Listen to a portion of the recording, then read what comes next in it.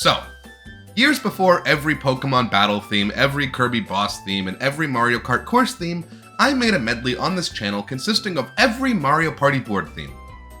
From the Hudson era. Not including Mario Party DS. Or any of the unlockable boards. Every Mario Party board theme?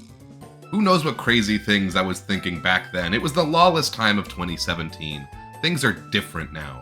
All of that to say, the first medley I ever made for this channel wasn't Mario Kart, Paper Mario, Kirby, Pokemon. It was Mario Party.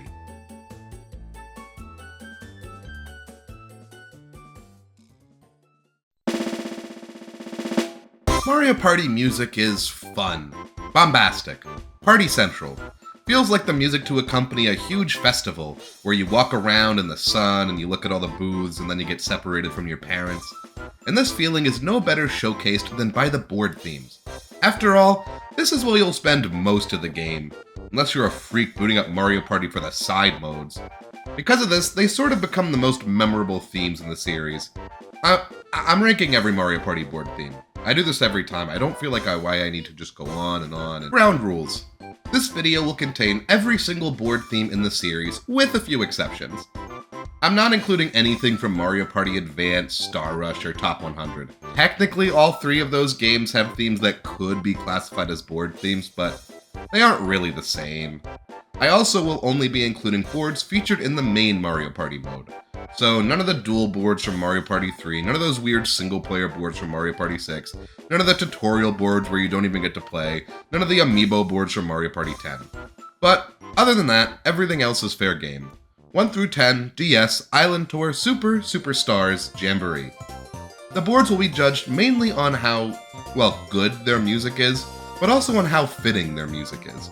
Mario Party boards have very distinct themes that attempt to immerse the player. Wild, wild west towns, big city skyscrapers, haunted mansions. These themes should help sell the image of the location, like music being pumped into a theme park. And finally, okay, I actually don't think I have a third qualifier. Quality and theming. That's what's important here.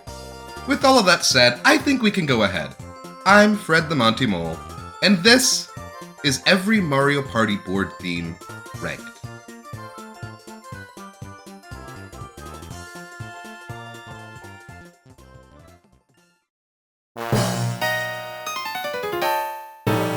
Coming in at a respectable 84th place is Toadette's Music Room from Mario Party DS.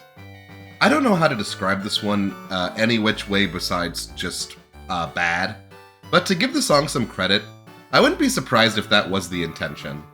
The board takes place in a room crammed with instruments, so perhaps the music is supposed to be interpreted as some sort of amateur band doing their best but utterly failing. Maybe that's too generous of an interpretation, but I'd be lying if I said the music didn't fit the setting. It almost feels like music lessons are in session or something. Only downside is, it's really annoying to listen to. Like, that main melody line is just atrocious. Sounds like something an elementary school student would have to practice on the recorder or something. But there's something almost, I don't know, charming to this one's awfulness. Not enough to rescue it from last place, but, you know.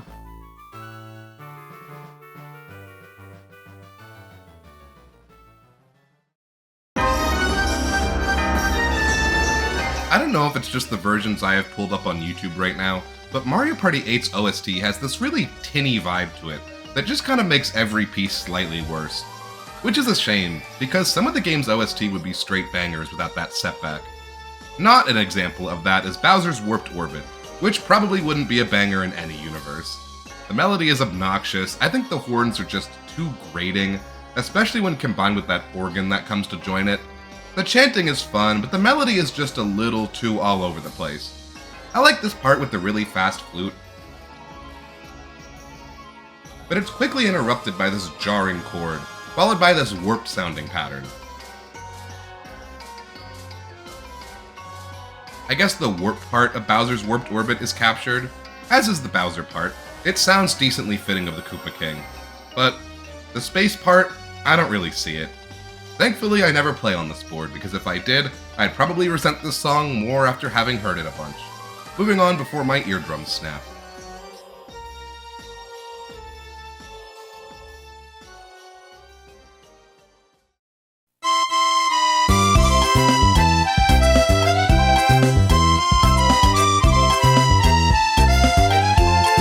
Our next, oh god, why is it so annoying, track comes from Mario Party 7's very own Grand Canal, the board themed after the waterways of Venice.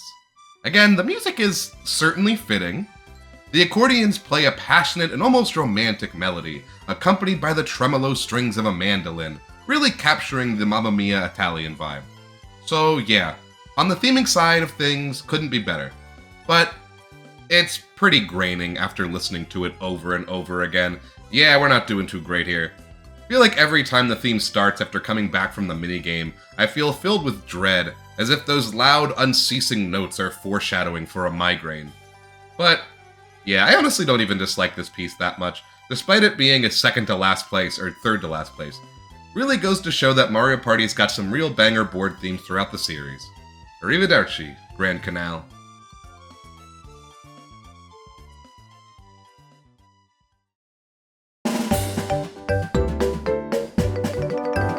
Alright, now that the straight up annoying ones are out of the way, Mushroom Park from Mario Party 10 really has nothing wrong with it. It's not annoying, it's not unpleasant to listen to, it's just generic. Like, really generic. I couldn't pick this song out of a crowd. First off, this board is supposed to take place at an amusement park. Please tell me how this is conveyed by the music. This sounds like it could take place literally anywhere. The hordes, marimba, and flutes do nothing to suggest that this is supposed to be a fun attraction filled with rides. There's kind of a fun section near the end with this vaguely memorable melody, but it doesn't last very long before looping back to the milquetoast opening. Maybe I'm letting other elements of this game warp my perception, but I feel like when people call Mario Party 10 soulless, this music is a great example of why. The musical equivalent of having nothing behind the eyes.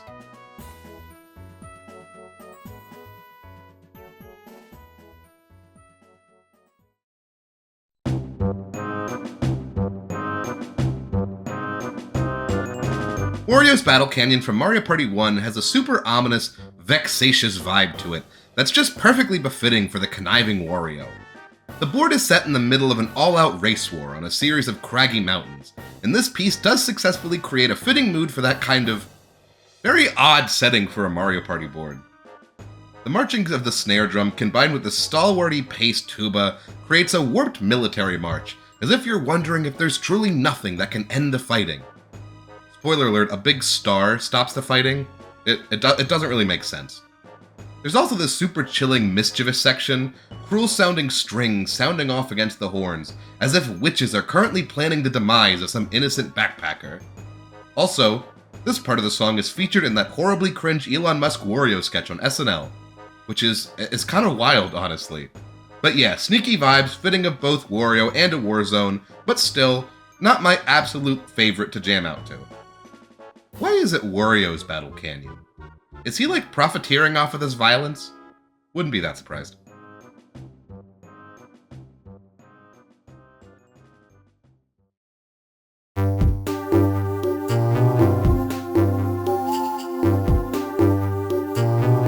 Already returning to Mario Party DS, we have DK's stone statue.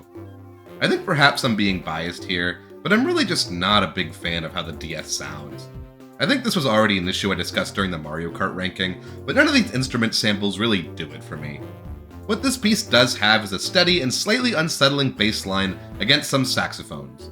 The chord progression isn't anything too fancy, kind of a basic poppy series that doesn't really do much to excite me. Also, this piece doesn't really scream stone statue of Donkey Kong, but whatever. Well, I guess the statue is actually Donkey Kong for real, isn't it? Turned into stone? I don't know the lore well enough.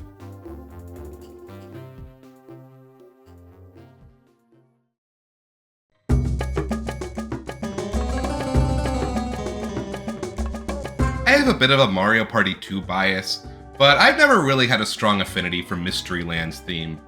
The board is themed after various adventure movies set in a variety of locations, including jungles, a pyramid-clad desert, Stonehenge, basically anything that the History Channel would want to cover. And the music does successfully score this, a series of mystifying Phrygian dominant chords fading in and out, invoking a sort of foreignness to the piece that's, well, perhaps a little culturally insensitive, but what are you gonna do? The A section is kinda boring, no real melody line to grasp onto, but I do like the persistent bongos and other little hits in the percussion, even if the rest of this part isn't that special. It's a wee bit ambling. But that B section is actually pretty good. I really like this repeated horn section. It sounds menacing and mysterious at the same time, the dissonant notes ringing out against the various ethereal phrases that phase in and out of consciousness. Still, there's not a whole lot to this one.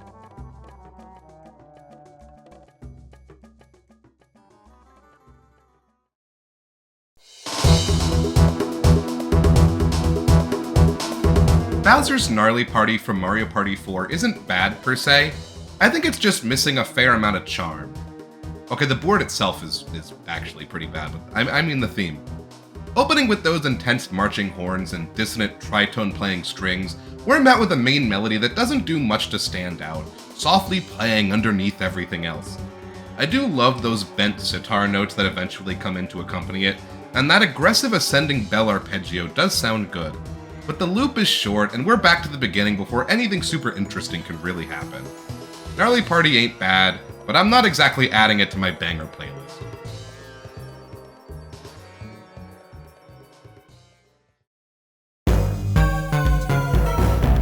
Bowser's Pinball Machine kinda makes me feel like I'm stuck in a demented nightmare, a fever dream of odd sounds and melodies. It's almost a little anxiety-inducing. There's nothing about the melody lines in this piece that offer any comfort. It's all just complete melodic chaos. You have no idea where any of these phrases are headed. Does it sound good? Well, that's a discussion for another day.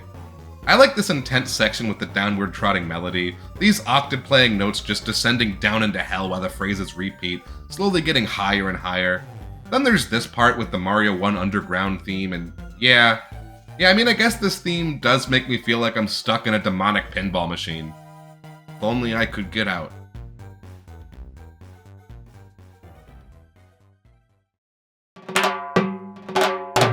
Similarly to Mushroom Park, Mario Party 10's whimsical water's biggest sin is just that it's boring. It's very generic. Some interesting piano progression set against the melody line, the piece moves at an extremely lethargic tempo against some nice calypso percussion. There's a reggae feel to this, especially in the largo pace and the accentuated offbeats, like if Bob Marley made extremely watered down drivel. Okay, that's a bit harsh. This piece isn't that bad. It's just all a little bit too clean. This flute section is good, as is the little melody that follows it, but this piece plays it far too safe, with that cookie-cutter bland feeling that a lot of Mario games had at the time. The second version of this piece isn't much better, steel drums ringing out against some odd synths, but it doesn't really change things up in a particularly meaningful way. It sounds barely more intense than the original.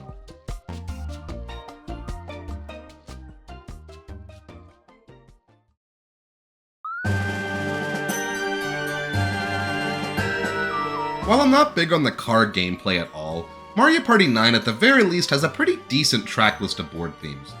In my opinion, Boo's Horror Castle is one of the better boards from Mario Party 9. The mechanic of having a Boo follow you around and trying to screw with the other players in order to make it steal their mini-stars instead of yours is very fun. But the music is kinda weak. I think the spooky, scary Mario Party board themes are some of the best in the series, but this one's just a little repetitive. Don't get me wrong, I love when a theme goes all in on a motif and uses it in a myriad of different ways, but Boo's Horror Castle is really reliant on this one musical idea that just kind of repeats endlessly in a not particularly interesting way. It's not even a very good motif to begin with. It's already kind of an annoying phrase, so having to hear it over and over again just feels stale. Although I do like the other elements of this piece. The instrumentation does a good job of repping a spooky atmosphere. Harpsichord, theremins, and strings are all classic staples of the genre. But yeah, kind of annoying to listen to.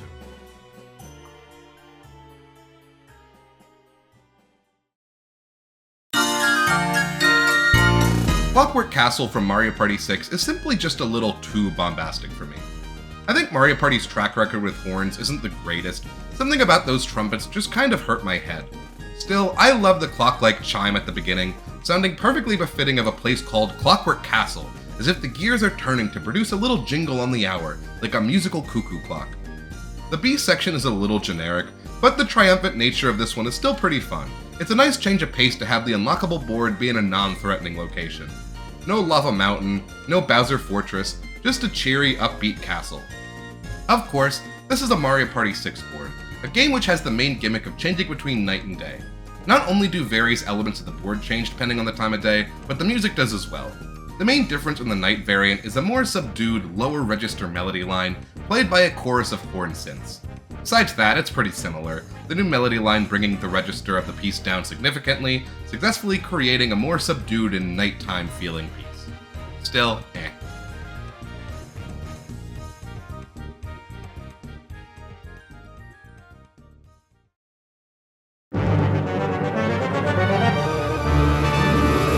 Mario Party 5's Bowser board, titled Bowser Nightmare, is kind of a generic Bowser-y piece, the horn-focused song playing a melody that doesn't do much to stand out.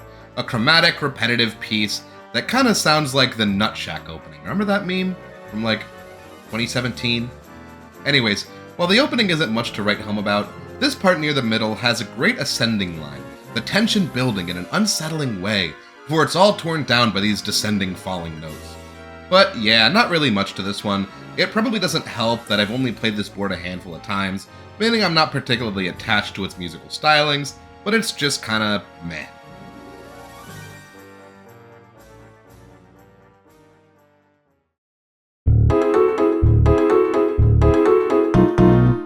Speaking of vaguely generic nonsense, Bonsai Bill's Mad Mountain from Island Tour does little to excite me.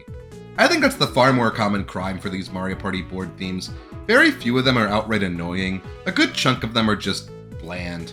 I feel like this piece just kind of ambles between its various sections, never doing anything to shake up its basic boring formula, a samey bass repeated throughout the piece while horns just kind of noodle around for the most part. Not Island Tour's finest work. Also, I have no idea how this piece invokes giant bullets shooting atop the mountainside. I feel like the 2010s era of Mario Party really has a theming issue, where the composers didn't try hard enough to properly score each board appropriately. Blech.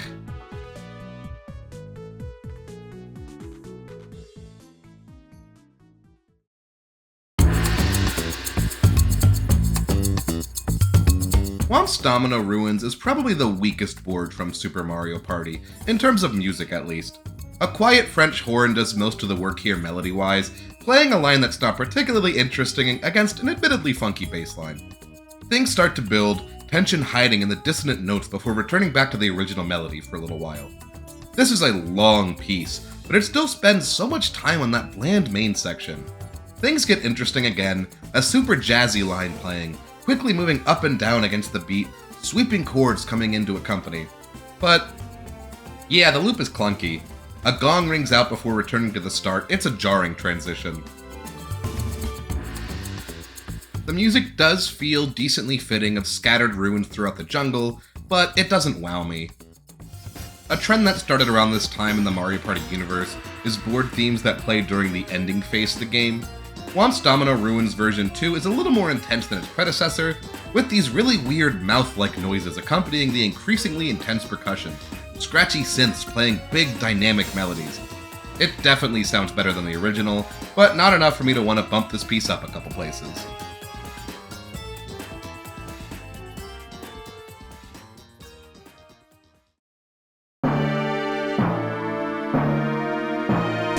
Didn't take long for us to find our way back to the Island Tour. Bowser boards have also not had a great track record up to this point, to be honest. So yeah, this board's main musical gimmick is that it's basically a remix of Koopa Road from Mario 64. It's slower and a bit more calm, which is kind of interesting, but it definitely doesn't sound as good as the original. It's like they stripped all of the fun elements that made the original so iconic, and also cut the best part. Once the remix stops, we get this decently fun part, the marching strings changing up the rhythm and time signature pretty significantly before taking us back to the beginning. Overall, I do like parts of it, but it's not a very good remix, I suppose. Also, I have never played on this board in my life, so maybe it sounds better in actual gameplay, who knows. I am not about to sit here and play through Island Tour for research for this video. I won't do it.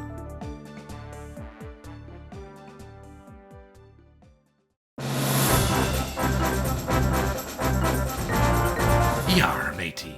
It be time for adventure. There's almost a sort of docile nature to Mario Party 5's music, as if it's holding back. The horns always sounding a little bit muted, like they don't really have much bite to them.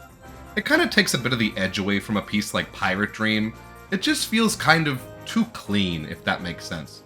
Either way, those repeated horns do feel well suited for adventure. But, like I said earlier, it's just simply too clean, like the edges have been sanded off. I do like this section where the percussion drops off and we get these fun broken up chords, only for the fierce horns to come back in, just jonesing for a journey. But yeah, I don't really have a lot to say here, which is a shame because Pirate Dream is a pretty good board, but its music does little to inspire me.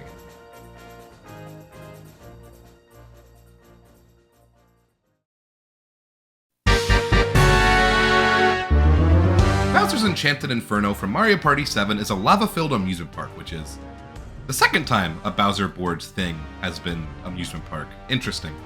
Anyways, Mario Party 7 has a recurring motif that follows Bowser and the Koopa Kids around, featured in the Bowser minigames and some various other places.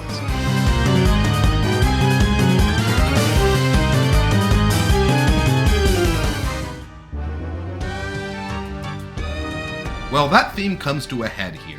A slowed-down, menacing version rings out, the horns blaring, which is a typical instrument of a Bowser board in the Hudson era of Mario Party, before electric guitars were like Bowser's thing. But yeah, anyways, the melody does sound really good here, and there's something just so off about the triplets in the B section. Just makes me so uncomfortable in a good way. Still, while it's cool that the piece utilizes Bowser's motif, it's not the most interesting melody line ever crafted. And the rest of the piece relies on an orchestration and composition style that was just kinda stale for Bowser by this point in the series. They all just sort of blend together.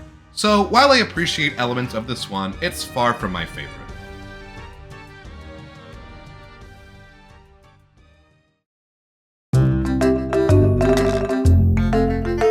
Star-Crossed Skyway is a folksy good time, like a farmer's come a-knocking at your door and wants to share some of his crops with you. Are you not gonna let him in? It's cold out there. The accordion and marimba don't do a ton to make me feel like I'm on a tour amongst the clouds, but something about those quaint instruments do kind of feel fitting for Flutter, I suppose. It's homey, it's cozy, but it's still a smidge basic. Like, I want more than what Farmer Pete has to offer, you know? And yeah, I guess that's it. Sorry, Farmer Pete, I didn't mean to drag you like that, you're fine.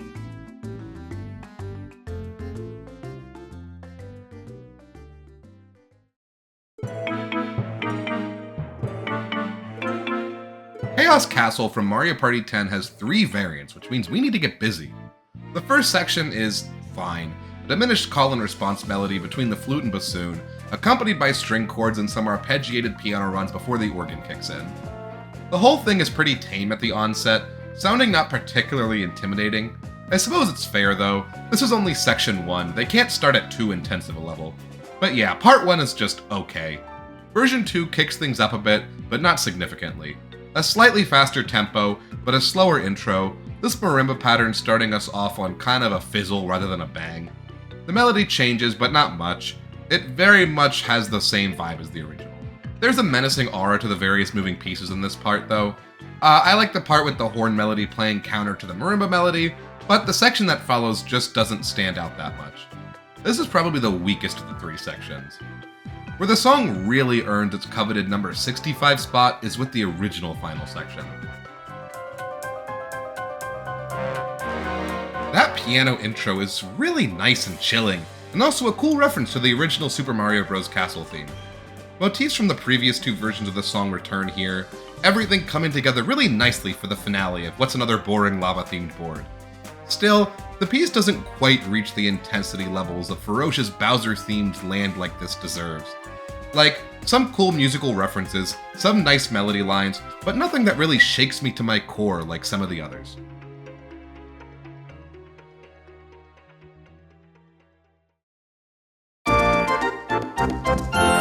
We're not leaving the sky yet! Okay, I must have wrote that before reorganizing some things in the script, because that doesn't make sense coming off of Chaos Castle. It's not in the sky. Unless Bowser's not telling us something. Anyways, Rainbow Dream from Mario Party 5 is regal yet pleasant at the same time, almost like something out of a fairy tale, which does kind of fit the aesthetics of the board, being, I don't know, weather? So the weather in the Mushroom Kingdom is controlled by the Deep State. Curious. Anyways, there's a sunshine castle, a snowman making snowflakes, stuff like that, like a children's book idea of how weather is made. I think the music is pretty well befitting of that. The regal harpsichord and woodwind instrument playing almost baroque-sounding phrases, as if we're in some sort of child-friendly fantasy kingdom. The music itself is fire. Oh, that says fine. I didn't think it was that good. The music itself is fine. No real ear-catching melodies, but it's still all pleasant to listen to. Not bad at all.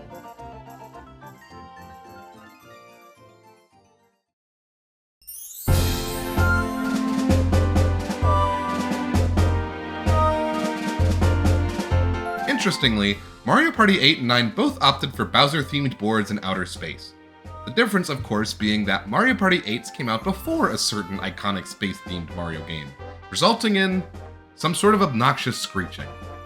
After said specific space-themed Mario game, what space meant for Mario changed forever. From now on, space meant ethereal synths on top of triumphant strings, horns, and percussion. And that's exactly what we see in Bowser Station. Despite being, a Bowser board, you absolutely would not be able to tell that from the music. Instead, we get bargain bin Mario Galaxy. That's not fair, this piece isn't horrible. It just sounds like someone was trying to make a royalty-free version of a Mario Galaxy song. And Mario Galaxy's OST is great. Copying a great OST means your end result will probably sound pretty decent. But the soul is missing. It sounds reminiscent of Galaxy without truly capturing what makes it a special soundtrack. For that, 63rd place.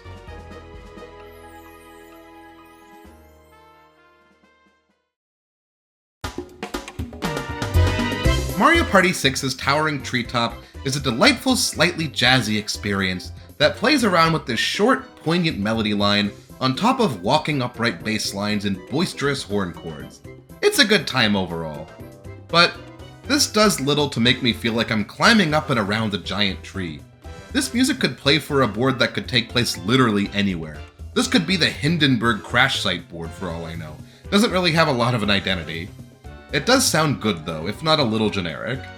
There's a nighttime variant that adds this fun little extended intro at the beginning and switches up the instrumentation a bit, but is otherwise not particularly notable.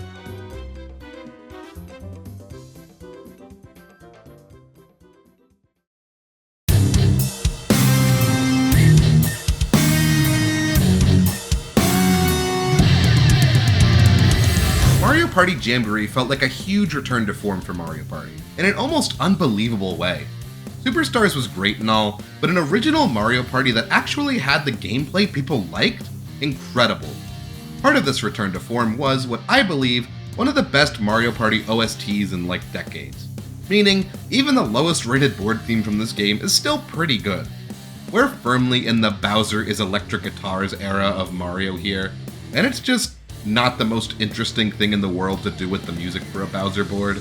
A lot of these power chords played by overdriven Stratocasters, arpeggiated diminished chords blaring around. It certainly does sound fitting for the magma-filled Koopa Castle, but it's not the most inspired choice for board music, nor does it do anything musically interesting enough that perks up my head. Great board though, possibly my favorite in the game, perhaps my favorite Bowser board of all time.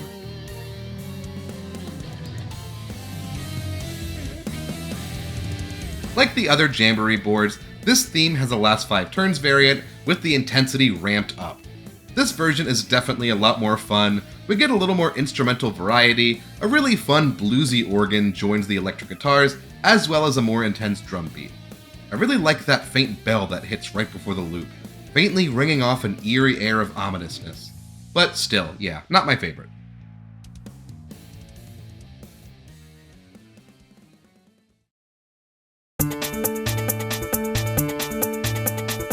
Alright, with that, I think we're finally at the point where I like everything left. And there's still 60 songs left to go. Anyways, Toad Road has this peppy, consistent beat that just keeps going. I just can't help but move to it. Its cheery piano ostinato and shake-a-shake-a percussion are just so alluring. It's one of those pieces where things just keep building and building on a repeated phrase, starting with the piano and light shakers, quickly joined by the melody line, played by some echoey mallets. The percussion picks up, a loud thumping bass line joining the party. More and more instruments get invited to the festivities, this wacky synth playing another melody on top of the original one. Then we get to the piece's B section, which is equally calming and comforting, like the musical equivalent of comfort food. Things can't go wrong when you're driving along Toad Road, except for the very boring gameplay.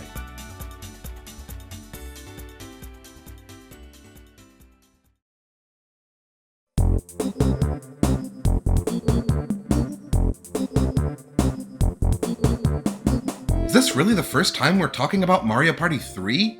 My nemesis? I don't know what it is, I've never been a big fan of this game. I don't find the minigames particularly good, nor the boards particularly interesting.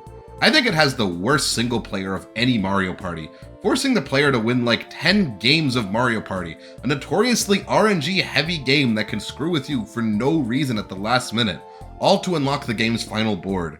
You'll spend hours playing just to unlock it, winning every minigame and getting stars, only for a chance time to steal everything away from you on the last turn. Which in casual play is hilarious and one of the best aspects of Mario Party. But for a single player campaign, it's just hours wasted. Right, anyways, the board themes are pretty good. The least good being, in my opinion, Deep Bloober Sea. Not that it's bad by any means, it's still a bop. See Mystical Waters? That's Whimsical Waters, so boring I don't even remember the name. See Whimsical Waters? This is how you make me feel like I'm at the bottom of the ocean. Just listen to that main melody line, reverby and drawn out, like the cries of a particularly musical whale. Then the melody repeats with this beautiful drawn-out accompaniment, makes me feel like I'm swimming in paradise. Add in a solid bass line and a great finale, and you've got yourself a piece of music perfect for an adventure on the seafloor, with perhaps the most terrifying fish I have ever seen in my entire life.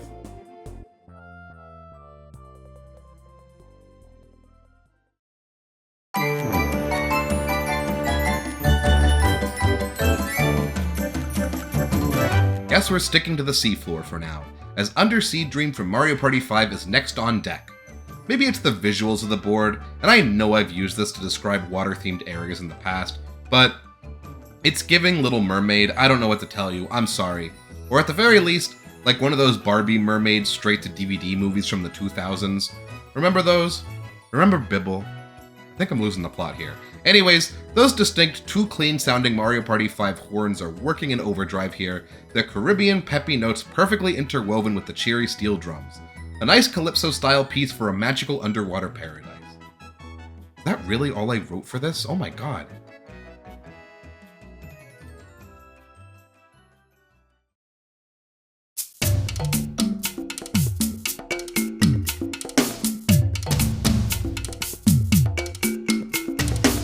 DK's Jungle Ruins is a board very obviously themed after Donkey Kong Country Returns, which means, similarly with Bowser Station, the music here is a weird watered-down copycat style parody kind of track. But this one's actually pretty bangin'.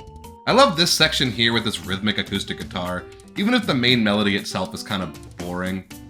The whole piece has a nice beat to it, and it does successfully create a DK jungle-like atmosphere.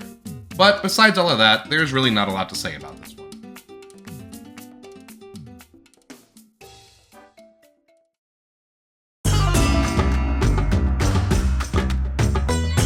As a board, Kamek's Tantalizing Tower is, yeah. But the music isn't bad. The sitar, shanai, and general Middle Eastern instrumentation used throughout really do have a big influence on the theming of this board. What could have been just a ritzy gold-clad city now expressly feels like a desert metropolis, something akin to Dubai or Abu Dhabi. Which makes it so cool that the music for this board has such strong control over the atmosphere. The track itself is really just fine. Phrygian dominant melodies and bombastic hits and bits. Oh, and Kamek's motif from the game is worked in right before the loop, which is a nice touch. The last 5 turns variant kicks things up a notch, the pace hastening, the percussion complexifying. Is that a word? I don't care. The main section is basically the same, but the short phrases that break it up sound completely new, an almost ominous tone to them, as if this tower of gold could collapse at any moment.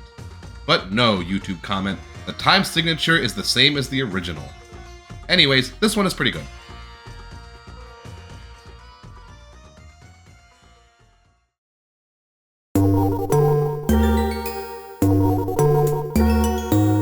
Kamek begets more Kamek, I suppose. Moving from Kamek's giant, extravagantly garish tower to Kamek's little tiny cramped study. Guess we're going back to his humble origins, before he made all his money through a meme coin pump and dump. Anyways, I don't know. I don't know why I said that. Anyways, I don't know how they did it, but the music for this board practically screams Evil Wizard. From those wavy, quiet notes that echo out to the whole tone scales, there's such an intimidating nature to this, like you're exploring the restricted section of a cursed magical library. This section near the end is also great, the delicate bells playing a quick yet successfully creepy little phrase right before the loop. Good melody line, good atmosphere, one of the better board themes in Mario Party DS.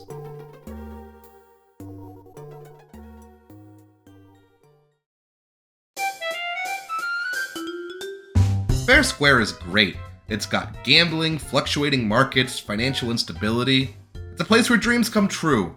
Anyways, the music does a good job of capturing the little town square where high-stakes gambling minigames are played. The swingy tempo and boogie bass make me feel like I'm at a friendly, non-predatory casino that's certainly not going to rob me of all my money. Horns, flute, vibraphone, upright bass, the jazz essentials are all here, playing a melody that does feel a little too safe to be properly interesting, but still provides a pleasant atmosphere nonetheless. The night variant of this piece offers some fun instrumental changes, including a gyro in the percussion, sorry, I don't know why I said gyro. And some accordion. The piano also plays a more prominent role here, taking a big part of the accompaniment. It successfully feels like a chiller version of the daytime theme, very fitting for the evening.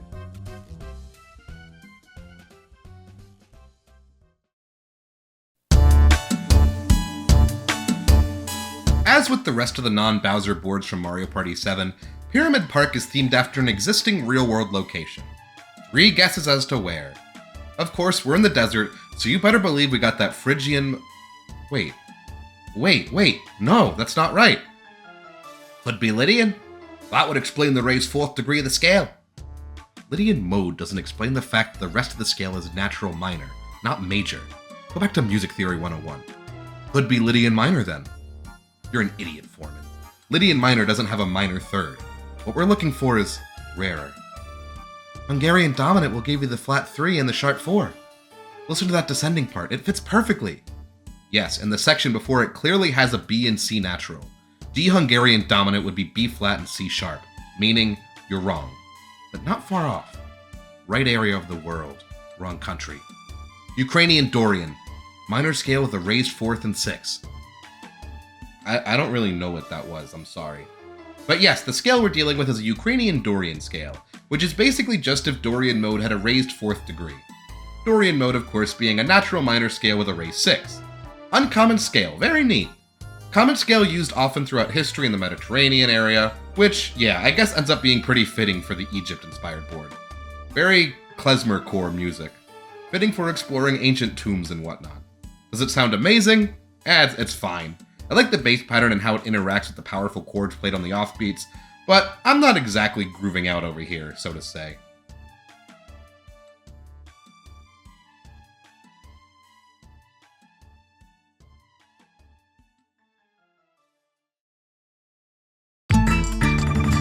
DK's Treetop Temple from Mario Party 8 is an interesting piece. I feel like every other time I listen to it, I think it's trash, a mishmash of mismatched instruments, just playing odd little unpleasant phrases. Then I listen to it again, and I can't help but to groove to its funky bass line, groovin' flutes, and just in general chill atmosphere. So I'm gonna put it around the middle to satiate both parts of my brain. That opening bit with the flutes just has this awkward dissonant accompaniment that takes you out, but it's followed by such a nice acoustic guitar. And there's this great section where everything cuts out besides this mallet-like instrument in the bass, followed by a really intense horn bit. This piece is like a showcase of disconnected bits, some really pleasant ones and some that are not as pleasant, but yes. Still, I can't help but find myself fascinated by it. At the very least, it certainly feels very jungle-y. No one can take that away from you, giant statue of DK.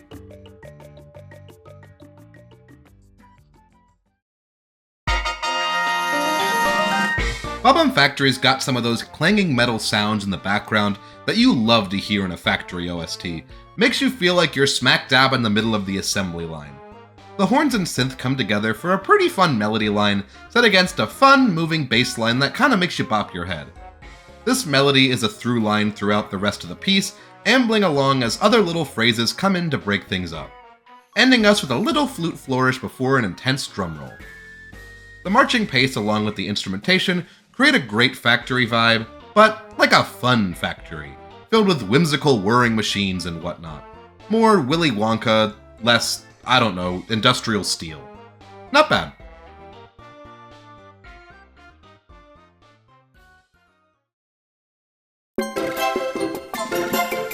This is the board where all the liberals go.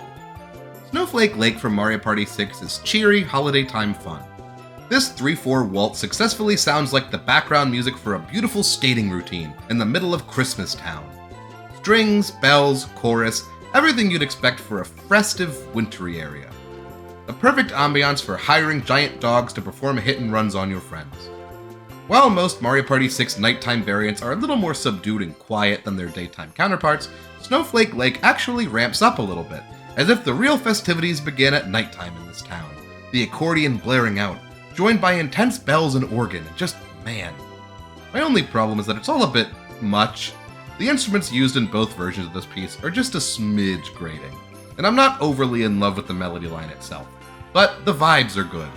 That's all there is to say about this one.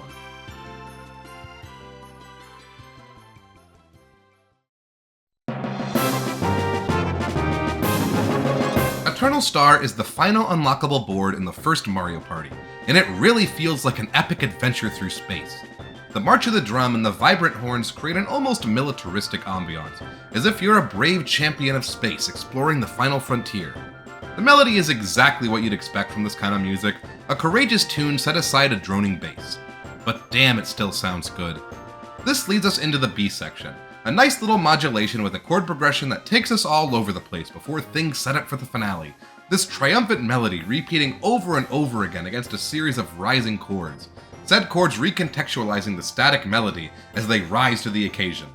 Really great stuff, it's just... well, there's a similar piece from the N64 era of Mario Party that accomplishes the exciting space expedition theme a little better, so yeah, we'll talk about that one later.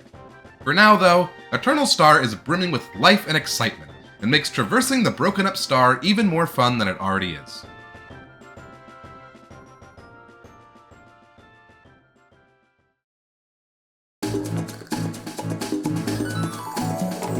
There's a certain airiness to Airship Central from Mario Party 10, probably all the woodwinds that take the main melody. Anyways, I'm a sucker for the bassoon, so that opening melody played by a duo of bassoon and strings does sound really good to my ears. Then the clarinet and oboe come in, followed by this descending flute pattern, truly showcasing nearly all of the greatest stars of the woodwind family. The strings pick up, playing this delightful melody that feels almost as if it's whirlwinding us into the sky, a cyclone of rising tones that eventually leads us to the loop.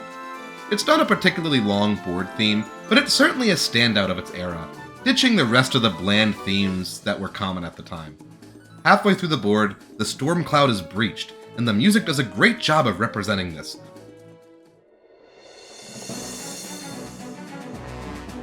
The previously cheering theme replaced by its minor equivalent, amidst the intimidating string section in the bass, sentries attempting to capture the heroic partiers. Again, not a particularly long board theme, but it makes good use of its short runtime. Not bad at all.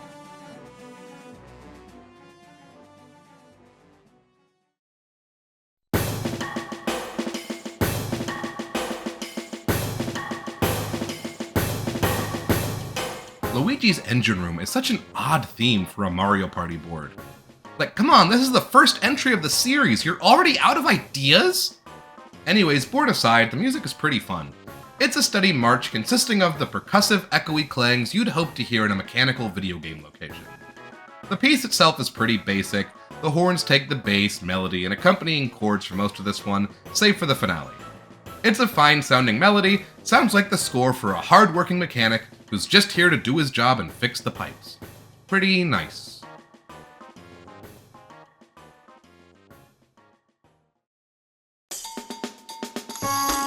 And we're back at the beach with all of the typical staples. Steel drums, syncopated bass, general calypso vibes. It's, you know, the common recipe in Mario games for these types of locations. The melody line is breezy, like a gentle wind carried across the sandy beaches, or docks, mountains, and Stonehenge. Why is that a common recurring theme in these boards? The steel drums add some fun background noise, and the bass is nice and peaceful. Things ramp up slightly for the B section, these broken up triads making a melody that's bouncy and fun, a nice contrast to the calm wash of the first part.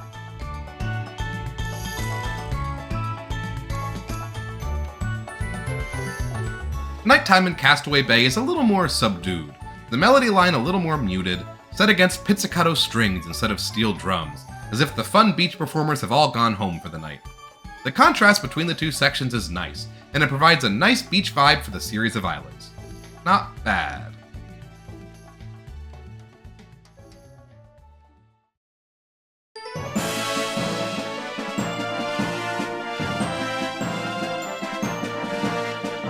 Rocket Road from Island Tour is a space-themed board post-Mario Galaxy, which means, yeah, it's not hard to figure out the inspiration behind this one. Intense orchestra horns and strings playing melody lines so familiar and yet original, like a fancy knockoff of something great, similar to Bowser Station. What's different about this one is that they get tired of just trying to recreate the vibe of Mario Galaxy music and just, yeah, there's Good Egg Galaxy. But there's other parts that sound vaguely reminiscent of other Mario Galaxy songs as well. Fluffy Bluff, the main theme, but these are more like vague sound-alikes, don't know if they're explicitly references. And, yeah, okay, honestly, I don't know if this one would be this high without the inclusion of the Good Egg Galaxy remix. The rest of the piece is kind of just going through the motions, sounding vaguely like tracks from a much better OST, but when it gets to the real deal, I can't help but smile a little bit. I know that song! But yeah, it's fine. Never played on this board, but it's decently fitting of space, so yeah, whatever. Uh-huh.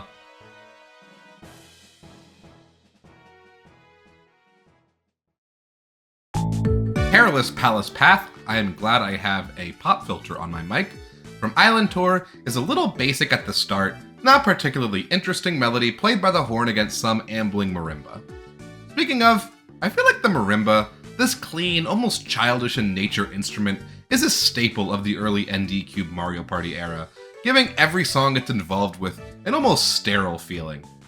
I'm not saying that marimba can't be used as an interesting instrument, but the way that Mario Party 9, Island Tour, and 10 all use it just makes every song sound like some educational preschool show.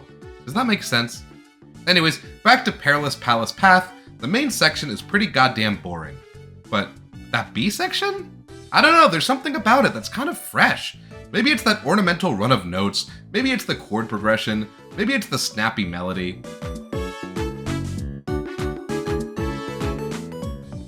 After that, the previously sing-songy board theme takes a slightly more intimidating path, some unusual chords ringing out with a progression that makes the piece sound like it's just on the precipice of taking a darker turn, before redirected back to the cheerfulness. Overall, the piece is a lot more interesting than the beginning would lead you to believe, which, you know, is a nice surprise. Not bad at all.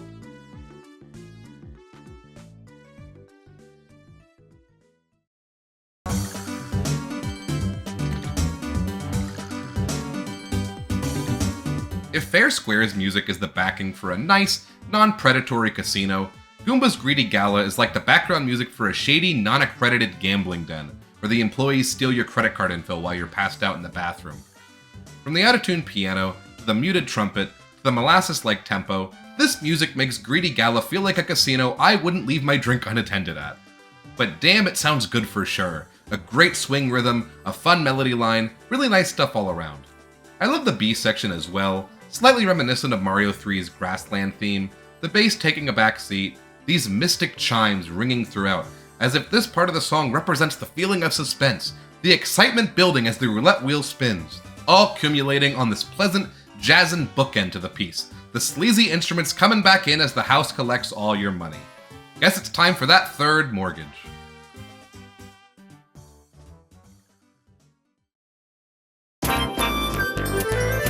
Shy Guy's Perplex Express has this constant bass and percussion pattern that perfectly encapsulates the vibe of a train just chugging along. This almost industrial bass and percussion is contrasted by the strings, flutes, and other classical instruments on top, representing the sound of high society.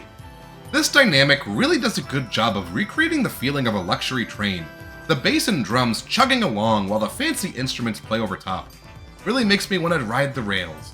Anyways, the melody line itself is nothing special, It's really the instrumentation that sets this piece apart, managing to perfectly score the high-speed, high-class action. The different stretches of this song almost feel like their own train cars, each compartment self-contained as the piece chugs along. While most of them are elegant and ritzy, the very final section before the loop has the bass take prominence, along with this dissonant cluster of notes played by the horns, one final bit of perplexing music to fit the name of the board, almost as if this segment represents the train's engine, the elegance gone, only industrial beeps ringing out. Or maybe I just overanalyzed this entire piece, but yeah, I like this one.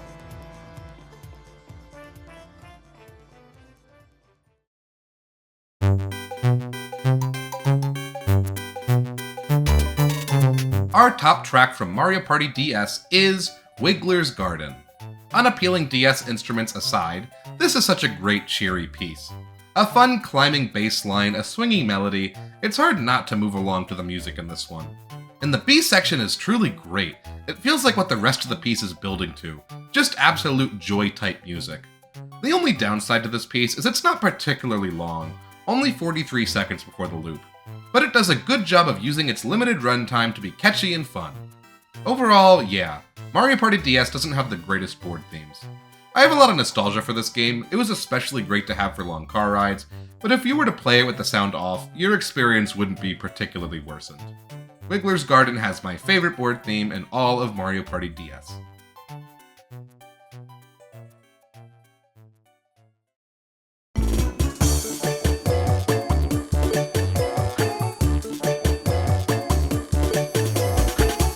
Steel drums, tropical percussion, muddy synths?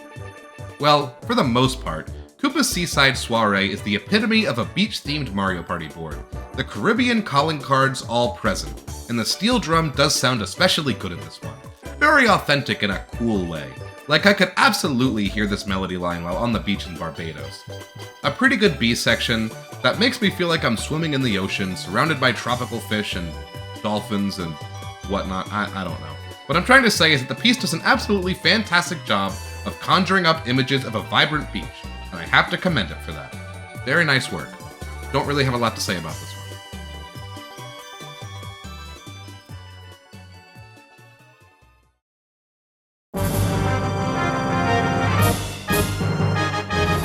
Space Dream was always my least favorite Mario Party board from Mario Party 5 as a kid.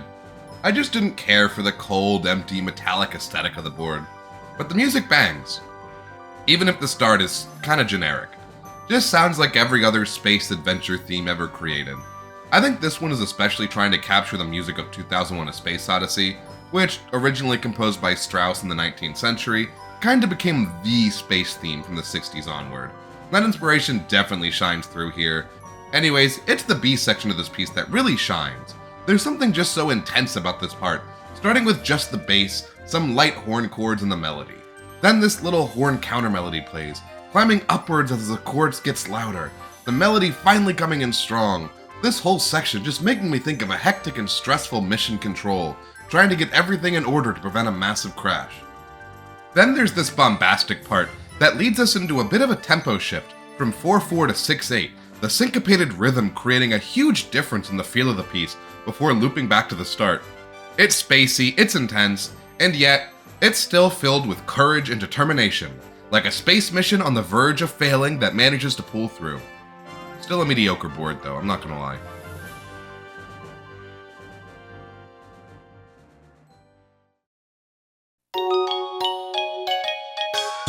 Pagoda Peak from Mario Party 7 is based on China. If you couldn't tell by, the architecture, the dojo, the bamboo, the dragon. Anyways, if the visuals and characters on the board didn't give its inspiration away, the music will do the job. It practically screams China. From the pentatonic scale that's been a part of Chinese music for centuries, to the gong hits, to the erhu-like strings, I'd even say these mallet instruments are constantly playing a little pattern that's supposed to invoke the infamous, well, I don't want to call it that. I certainly don't want to call it that. East Asian riff. Anyways, aside from very successfully invoking China through the various musical methods, Pagoda Peak just sounds good.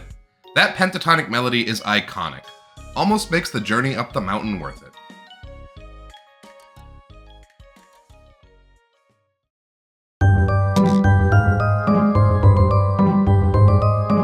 Kamek's carpet ride from Island Tour is filled with mystique and intrigue. This piece spends a lot of time in a vaguely major key with a flat 6 and 7, giving us an Aeolian dominant feel, which is also popular in Indian classical music, where it's known as Raja Cherakeshi. Between that and the sitar throughout, there's a bit of an Indian vibe to this piece, which is probably done to create the vibe of, well, a magic carpet, as well as a scheming vizier type character. Yes, I know viziers are from Muslim countries, but I feel like game composers really tend to muddle India in the Middle East. Anyways, the sneaky vibe is successfully created by this menacing bass and chord pattern, which lead into this part with a climbing, diminished melody, as if to signify that someone's up to no good. And it really successfully creates that aesthetic, so good for the composers.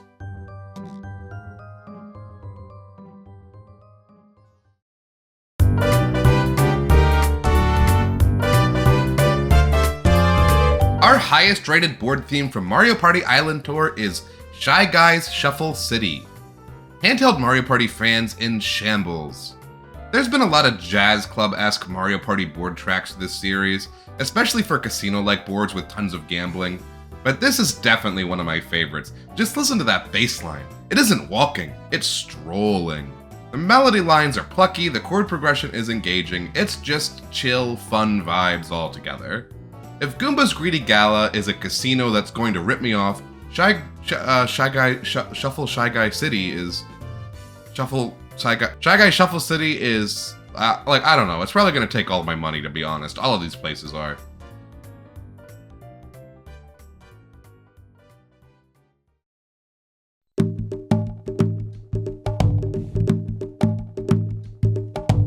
DK's Jungle Adventure from Mario Party 1 is like the chillest jungle track of all time. It almost feels like someone's about to stop dropping some serious bars over the beat.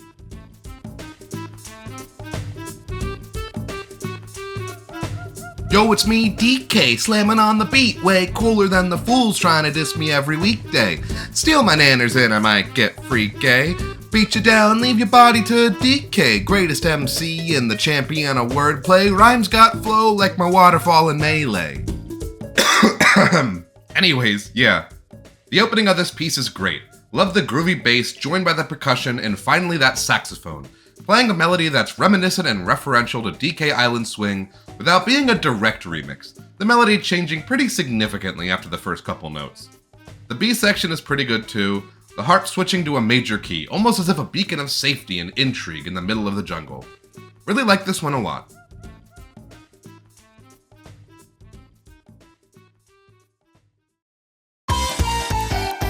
Koopa's Tycoon Town is, I think we can all agree, the runaway board from Mario Party 8. Its gameplay is so successfully engaging. Investing in hotels and stealing them from rivals is just so endlessly satisfying, like if Fortune Street was actually good. Anyways, the music is similarly bangin'. Such an attention-grabbing intro. Reminds me of nearly getting hit by a car recklessly driving down the road.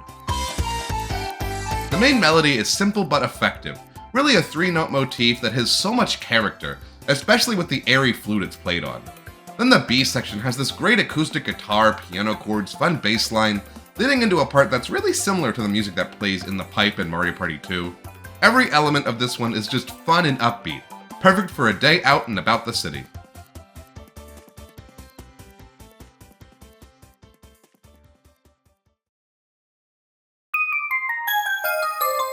Mega Fruit Paradise from Super Mario Party manages to sound serene and relaxing without falling back on the Calypso Caribbean vibe that so many other beach-themed tracks seem to rely on. We still get some occasional steel drum here and there, but the star of the show in this piece is this nice relaxing synth and some jazzy, comforting E-piano chords to accompany. It's got a soft bossa nova-like vibe to it, tropical yet low-key, like perfect music to take a nap to. Not to mention that this B section is fantastic. The chord progression is engaging yet relaxing at the same time, which makes it both soothing and intriguing, a rare combo.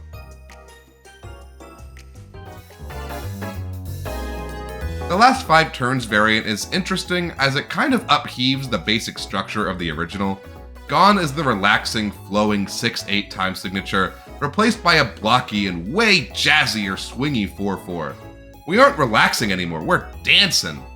The melodies work really well in this new time signature, and I really love the way they transform the steel drum section, as well as this sax section afterwards. From relaxing to festive, Mega Fruit Paradise has it all.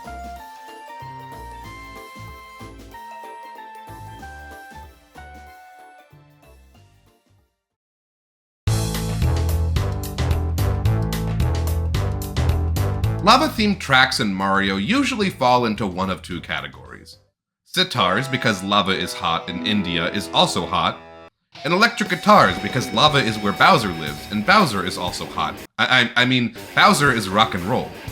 Which is why I appreciate that Magma Mine doesn't try to pigeonhole itself by succumbing to the basics, while sounding still distinctly volcano-y.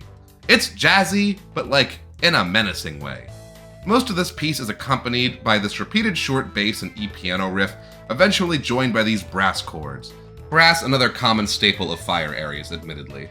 The melody is simple yet catchy, just an ascending A minor scale with some bluesy accidentals. The rising notes are a good correlation to the literal rising of the lava that follow the players throughout this board. It's menacing yet boppable at the same time. I like.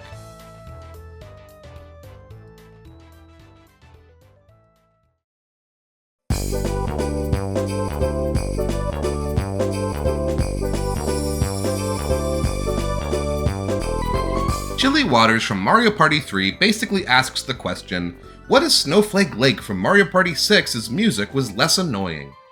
The 3-4 wintry tracks have a really similar aesthetic, but I just feel like Mario Party 3's is more successful. It's cheery yet quaint, not trying to be overly bombastic, just celebratory and wholesome. The swing rhythm is also a nice touch, making it sound like one of the more fun Christmas carols. I haven't mentioned it yet, but I really like the bass used in a lot of Mario Party 3's music. That low, gurgly synth bass makes such a good contrast to the clean, gliding instruments over top. The smooth legato strings making me feel like I'm gliding on ice that's about to break underneath my feet. Fun, cheery times.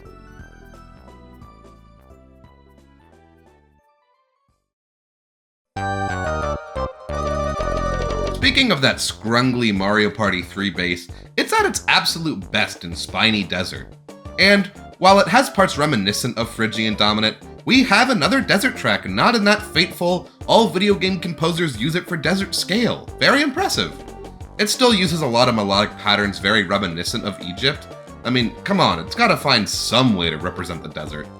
While the A section isn't anything groundbreaking, outside of being absolutely groovin' in terms of a bass line, the B section is where this piece really takes an interesting turn.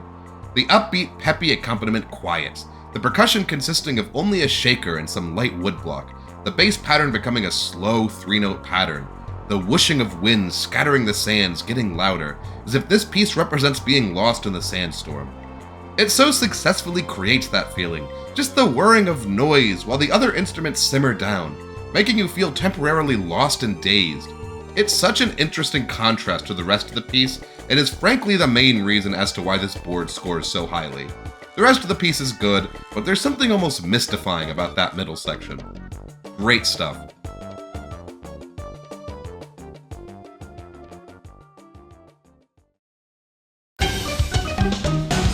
Didn't think this would be the case before I started, but man, I think Mario Party 6 has my least favorite board themes on average of the console entries. None of them are too outright bad, just, I don't know, something about the instrumentation of this entry just doesn't do it for me. I think the instruments used are a little grating, and the orchestration does little to space them out, instead of putting them all together into a muddled mess. But I digress, EGAD's Garage is the best of them. As expected from a mechanic-type board, EGAD's Garage is filled with various industrial Foley work, most notably this bell that sometimes rings in the background, as if it's saying, "Break's over, get back to work!" I doubt EGAD would let his employees unionize. EGAD doesn't have any employees. Do you think he runs this entire place by himself? Do you think he's driving these forklifts? Okay, I think I've gotten off track.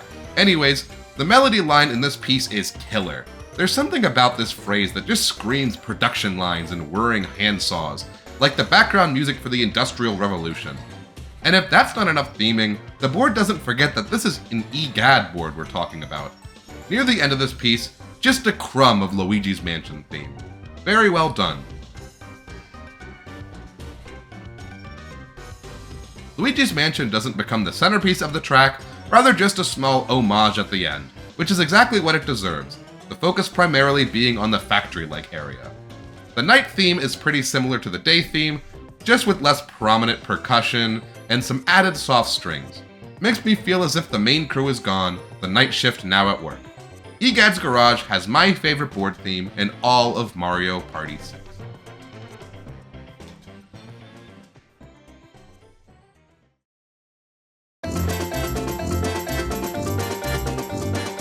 If you've ever wanted to know what pure childlike whimsy sounds like, listen no further than to Toy Dream from Mario Party 5.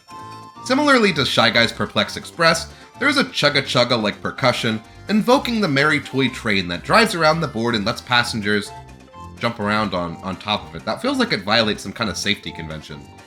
Anyways, the main melody of this piece is played by these short, hoppy flutes, one taking the melody while the other takes the harmony, accompanied by the grunts of a joyful tuba. Nothing better encapsulates a toy-filled world. The melody comes to a jovial end before the piece loops. Or so you'd think. A high-pitched string kicks in, then these playful bells, things building and building until we get another take on the end of the last section, a melody line simply brimming with happiness. And then the key change, it sounds so good, like the show-stopping number of some Christmas pageant. Then a little drum solo before we return to the start. I feel like it's hard not to smile listening to Toy Dream, unless of course you've fallen off the blocks leading up to the top of the board for the 4th time.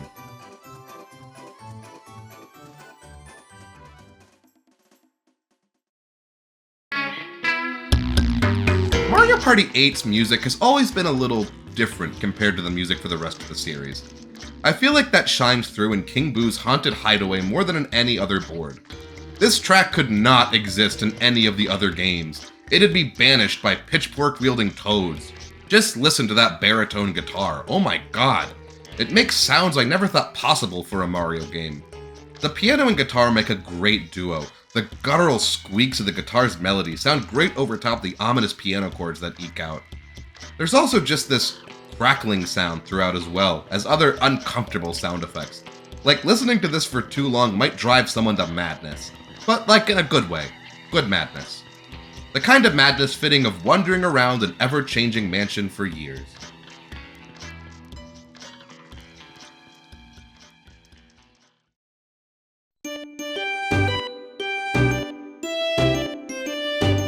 Peach's Birthday Cake has this almost, I know a song that gets on everybody's nerves vibe to it, where it just has the most sickeningly sweet, simple in a childish way melody, like something your 5-year-old would belt out on a car ride for 5 hours. So why did you rank it so high, Fred? I don't know, I kinda like it. First off, is an annoying song not befitting of the gameplay of Peach's Birthday Cake, a board where to even think about getting the star, you need to pay 20 coins to pass an RNG test that might just send you right past it and also makes you lose 20 more coins before trying again? That's hilarious. Also, I just really like this middle part. Reminds me of like a cushy version of Dvorak's Symphony No. 9 4th movement. This part right here.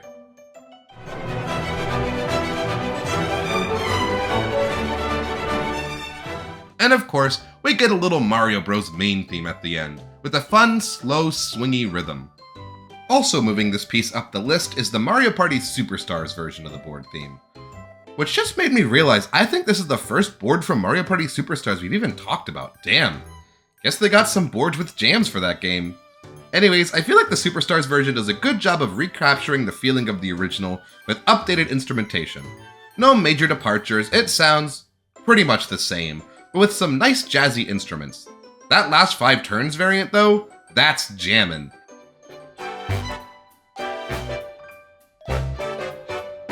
It feels like the big finale of a jazz show. The swingy elements turned up to 11, as huge pauses are inserted between the various phrases. The section that's originally a remix of the Super Mario Bros. Ground theme is now 2 remixes of the Super Mario Bros. Ground theme, played atop one another, but at different sections of the song, which honestly is so creative while also managing to sound great. I love it. Really cool to see how exciting they made this one for the last 5 turns. In the end, despite Peach's Birthday Cake being kind of a mess, I love it just the same.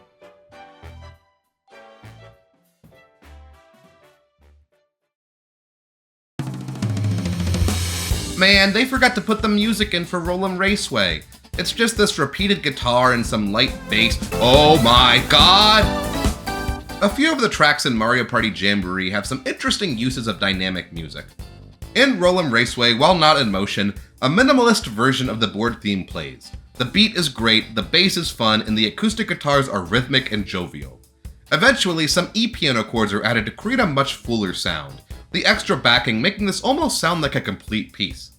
Anyways, this version of the track does a great job of creating a subdued, yet still antsy piece of music, as if the instruments are all just begging to take off at high speed, eager to move whenever the player is ready to go. And then, we're off. That organ finally giving us a much anticipated melody, the whole thing sounding right out of Mario Kart, which, well, you know. This is definitely true with the next melodic phrase, played by this synth, sounding like it could be a Mario Circuit theme. And then the chorus, which just sounds absolutely wonderful, everything coming to a head for the climax, a catchy, danceable melody filled with surprise minor intervals, intense chords, and everything you'd want to hear during the tense final lap. The already fast-paced tempo increases even more as we enter the last 5 turns, the melody lines racing along at top speeds in order to avoid a last-place finish. This piece truly manages to create fast-paced thrills that are able to perfectly keep up with the speedy action happening on the racetrack. Very impressive.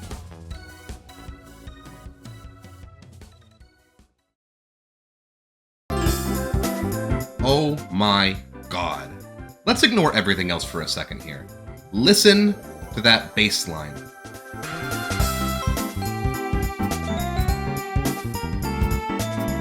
I'm gonna say it, this is probably my favorite bass line in any Mario Party board theme.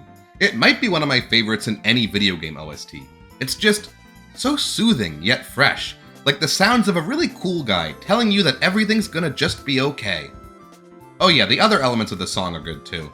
I feel like for theme parks, composers often tend to go for something bombastic and thrilling in order to capture the excitement of the experience.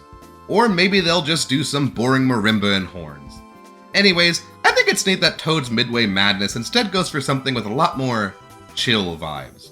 Like, I'm not hopped up on 3 coffees trying to ride as many rides as possible. I'm strolling down the promenade at 3 p.m. with a soda. The sun is shining, and the vibes are good.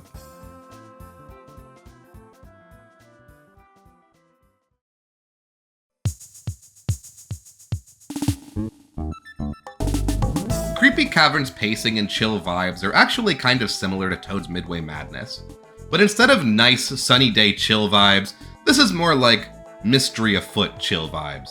Like some swanky investigator is coming out the gates to solve the case.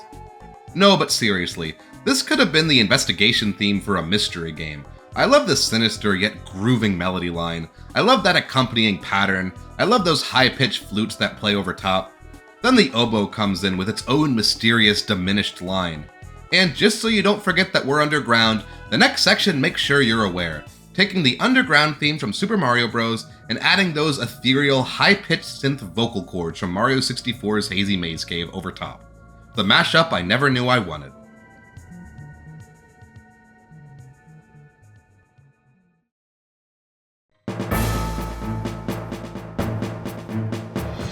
Wow, another amusement park themed board? I bet this'll be fun and cheery. Wait, Bowser Amusement Park? Honestly, what a great board. Probably my second favorite Bowser board after King Bowser's Keep.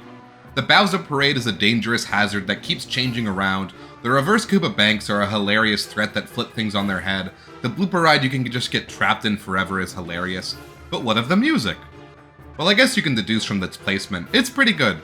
A strong march at the beginning, with this super diminished melody, the dissonant notes clashing against one another, a cacophony of unpleasantness created, perfectly fitting for the demented amusement park.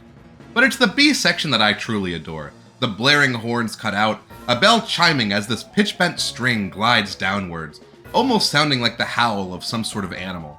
It's all quickly accompanied by this fast-paced line, just sinking into the depths of hell before climbing back up. It's just so uncomfortable in the best way.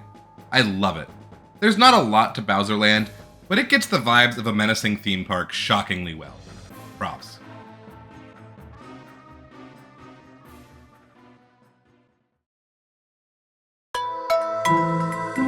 There's genuinely something so unnerving about Haunted Trail's music, and I can't quite put my finger on it. Normally when Mario Party wants to do a scary board, it goes for like Halloween horror. Fun pieces with slightly spooky vibes, more dancing skeletons, less actually scary. I'd wager Haunted Trail is the closest Mario Party gets to actual unsettling music. There's just something so eerie about this board theme. There's never a moment where the piece picks up. Through most of its runtime, it's this metallic, echoey melody climbing to the heavens, accompanied by the somber voices of the damned and some pizzicato strings. There's not a second of comfort in this piece. It kinda has me looking over my shoulder, those choir chords giving off the intense feeling of being watched, and that 3-note motif in the melody is so sad, like the music for a hopeless ghost wallowing in despair. The second version of the theme adds in some broken up harpsichord chords to accompany the melody from the original, as well as an entirely new melody played by the theremin, a spooky area classic, the musical embodiment of spirits everywhere. This one doesn't have the same chilling emptiness as the first version, but it's a good way to escalate the original while keeping what makes it unique. I've been very negative on the music from Mario Party 10 for the most part, and I stand by that, but this is absolutely the game's standout board theme. What happened to all the boring generic instruments and melodies? Was this written by a guest composer? Mr. Bones, did you write this? Anyways, Haunted Trail has my favorite board theme in all of Mario Party 10.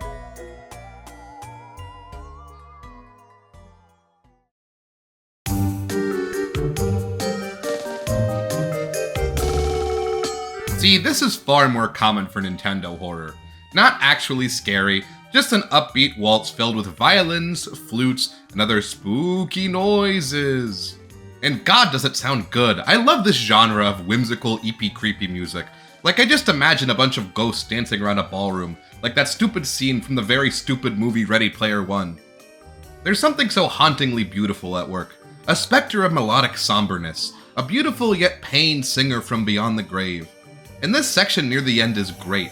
That sustained wavering soprano note, those theremin-like strings wiggling up and down, sad, haunted, and oh so pretty.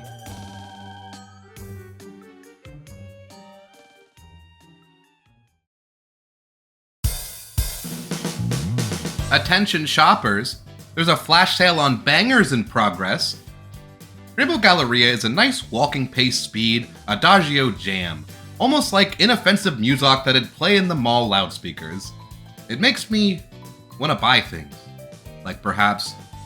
No, I'm not sponsored. Yet!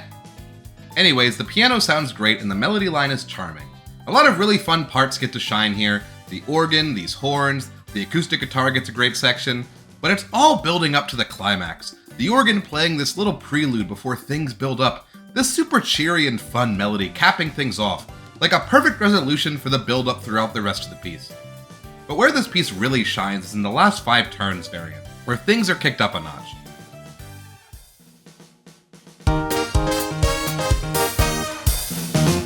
Gone are the chill store background music vibes. We're fully in TV ad for used car dealership sale territory now with that intro. Things are so peppy, the danceable tempo pushes these wonderful pleasant melodies along, things once again building to the big finale.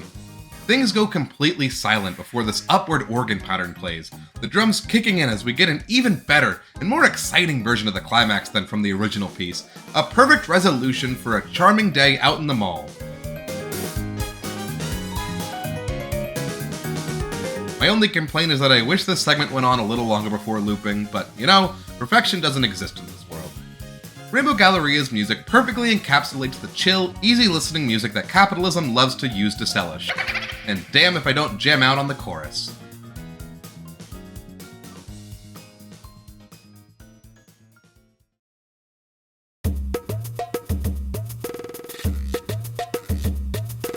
Shy Guy's Jungle Jam really lives up to that name.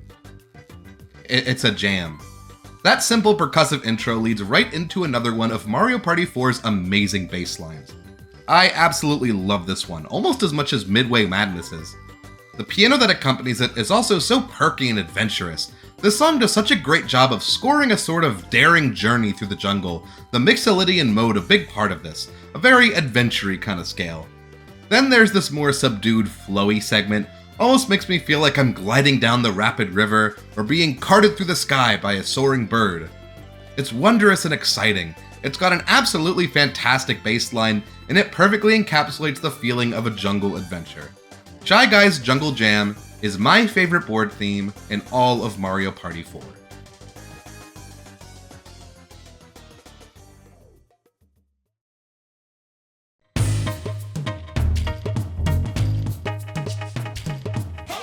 God, Mario Party boards do such a good job of selling their locations. Rainbow Galleria sounds like the mall, Shy Guy's Jungle Jam sounds like an adventure, and Pirate Land sounds like, well, pirates. That opening percussion and the chanting just makes me think of a pirate crew sailing the 7 seas, and the steel drum makes me think of them coming ashore onto the series of mysterious islands. Not to mention it's all just really catchy and fun to listen to. Things sound great, the pirates happily hauling cargo onto the boat. But then those horns slowly get louder and more abrasive, before they're all you can hear. The initiation of pirate combat. While the first section was peaceful, this part's almost violent, like rival swashbucklers shooting cannonballs at each other, a clash of epic proportions. Then there's this weird bendy horn synth with its blues melody followed by a distorted whistle right before the loop. The pirates back to their yar-har-harring and whatnot. The mix of the peaceful steel drum section and the caustic horn section create a really fun dichotomy. The peaceful island setting contrasted against the hostile pirate inhabitants. Really great musical storytelling.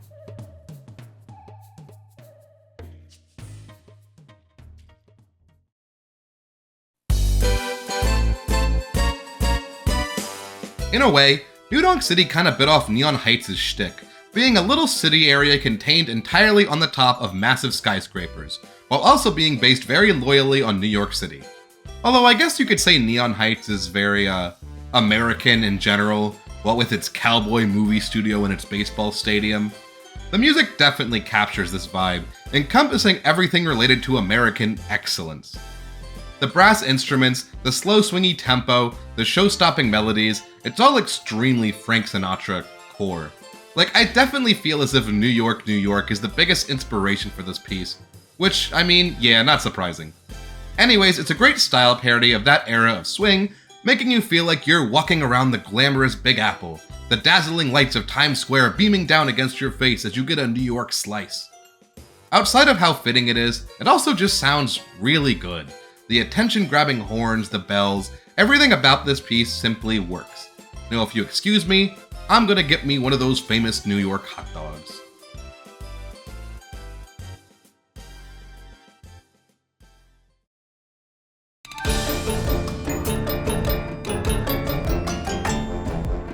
It's hard to nail down the vibe of King Bob-omb's Powder Keg Mine exactly, at least in terms of its music.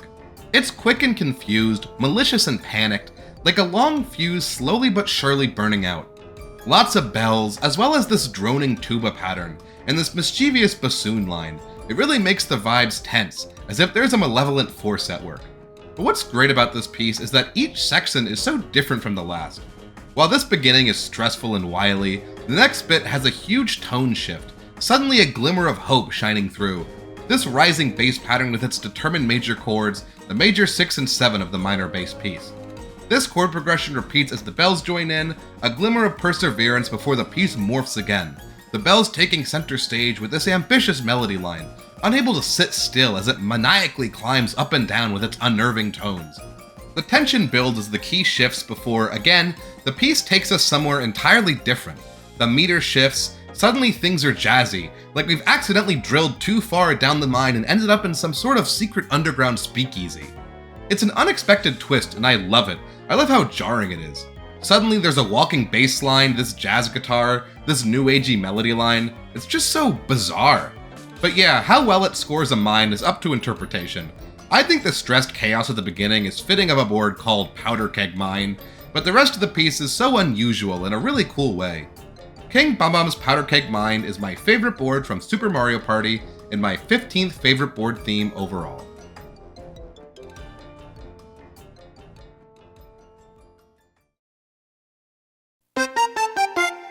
Similarly to Amsterdam Drift from Mario Kart Tour, Windmillville and its lush green hills and flowery aesthetic are based on the Netherlands. Also similarly to Amsterdam Drift, this piece relies super heavily on these fun, jaunty accordions, like we're in the middle of some sort of traditional tulip dance of Dutchland.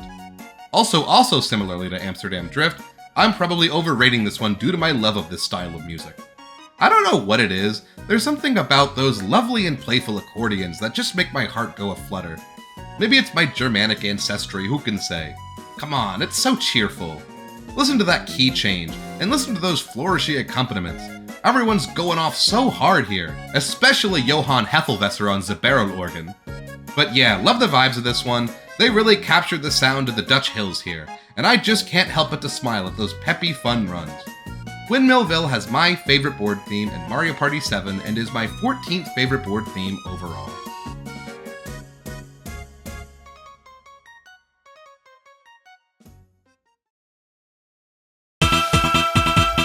Goomba's Booty Boardwalk is like a non-stop party, straight from that sudden and jarring intro, throwing you right into the deep end as if you're tossed into the middle of spring break at Miami Beach. The main character in this piece is a saxophone that just will not chill, wailing as if it's inviting everyone to gather round and have a blast. Then there's this section where the steel drums comes to the foreground, a quick-footed little pattern to keep things interesting. Then we get this weird, almost cluttered accompaniment right before the loop. There are so many beach and ocean themed boards in Mario Party. Usually we get this slow calypso-like tropical jam, or maybe reggae, or something relaxing. It's nice to have an ocean themed board that just sounds like a party. For these reasons, Goomba's Booty Boardwalk has my favorite board theme in all of Mario Party 8, and my 13th favorite board theme overall.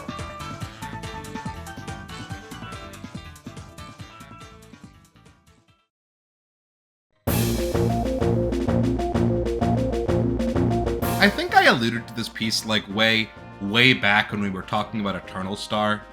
While I love that board's music, Space Land from Mario Party 2 is basically just Eternal Star 2.0.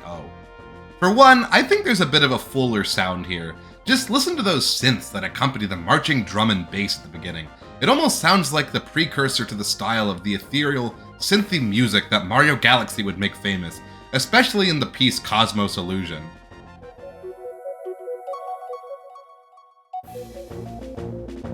It manages to sound both spacey and foreign, while also perfect for the march-like vibe of the rest of the piece. But that's just the opening. Once those horns come in, it's over. It's a very simple melody for the most part, just a major triad building on itself, but it's just so satisfying.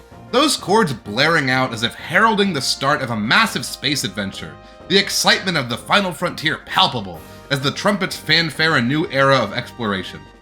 Similar to Eternal Star and Future Dream, 2001: A Space Odyssey seems to be a huge inspiration for this style of space music, the marching drums and the cheering horns. Then the B section changes things up. Instead of the straightforward march from the A section, things get a little circular here, as if there's a brief spot of confusion, a kerfuffle at the space station. But things get fixed in time for this dramatic and heroic climb to the sky. Of course, Space Land is one of the boards that was brought back for Mario Party Superstars, which means we have more to listen to. And I'm gonna be honest, there's elements of this one I don't like as much as the original. For example, I don't like that accompanying synth nearly as much as the one in the original. Like, it's not bad, but the sound it produces doesn't have that mellow and otherworldly feeling that the N64 version does. But I'd be lying if I said those horns don't sound their best here. There's something about live brass that just absolutely trumps all synth brass, so majestic and wonder-filled. But the B section for this one is kinda weird. They changed up the rhythm for that last note of each phrase, and I just don't think I like what they did with it. But besides a few minor things, this is still a solid remix. The Last 5 Turns version of Spaceland changes up the rhythm, as so many of these variants do, giving us a lovely 3/4 to signify the game coming to a close. And the synth here is somehow closer to the one from the original. Why didn't they use this for the regular version? But yeah, this version is grand and exciting, as if things are being shifted into overdrive for the grand finale. No matter which version of this piece you're listening to, you're guaranteed the perfect score for the thrill-filled space station.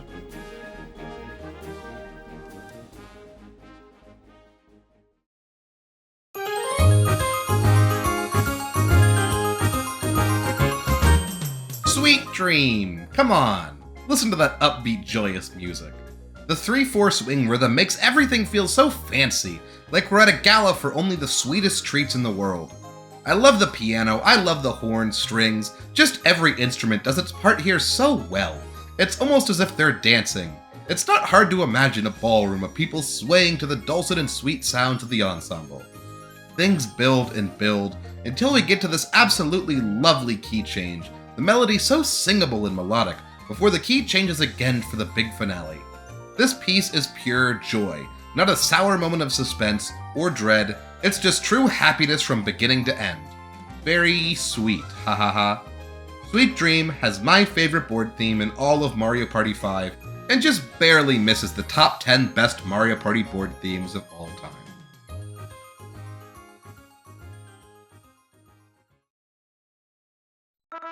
And with that, here we are, the final bunch of boards. While most Mario Party board themes are great, in my opinion, these 10 are the best of the bunch. The pagoda at the top of the peak, so to speak. No more rambling, let's get into these.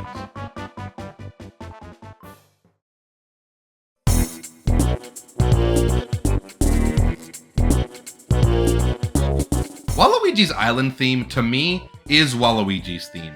This mischievous, shady tune should accompany the misanthrope wherever he goes. Has there ever been a better soundtrack to skulking around in the bushes? But anyways, yeah, great piece. Really love that main melody line. It's sinister but also so engaging, and it has such a great hook to it.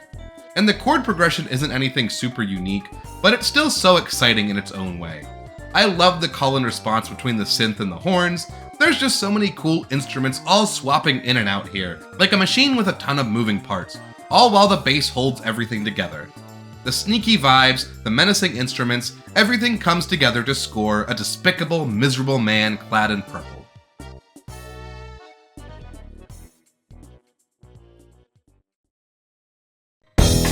I didn't realize it before this ranking, but Bowser boards tend to have pretty weak OSTs. Usually relying on crutches like electric guitars and organs, they rarely do anything musically interesting outside of menacing tones and scary atmosphere. Which is why most of them were, in the grand scheme of things, ranked rather low. But there is a standout among them.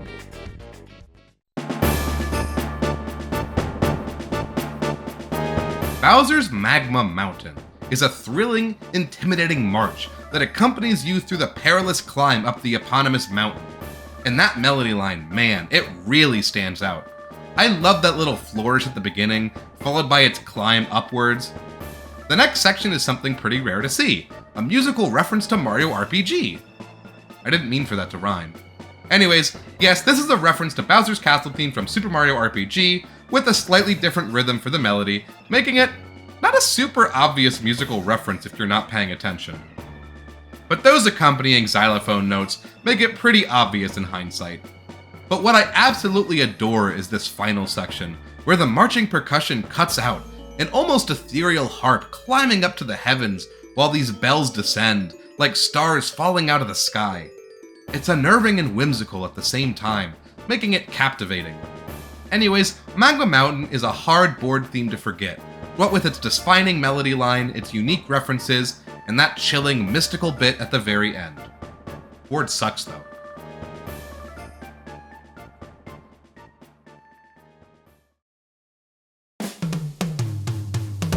Jumping from the first Mario Party to the most recent one, at number 8 we have Jamboree's own Mega Wiggler Tree Party. Speaking of defining melody lines, just listen to that opening phrase, how can you not want to sing along? Playing this for the first time is the moment I really felt as if ND Cube finally recaptured that Hudson magic, at least musically. Same vibes as something that could have been in Mario Party 3, I swear to god. Anyways, the vibes are super chill, the horn and piccolo taking the melody while the guitar and mallets handle the chords, before an accordion comes in to steal the show for this transitional bit, leading into a sudden and absolutely jammin' brass section. Just listen to those horns go! A key change and we're back to the main melody line, this time with the accordion and horns chiming in with a little additional flavor. That leads to this more subdued part, handled primarily by the mallets, really fitting for the forest atmosphere. And that brings me to the vibes. Perfect for a little party in the forest, a woodsy gathering with friends. But one can't forget about the elephant in the room. Or rather, the rampaging Wiggler. When the giant caterpillar is eaten, we get this chill music box cover of the original.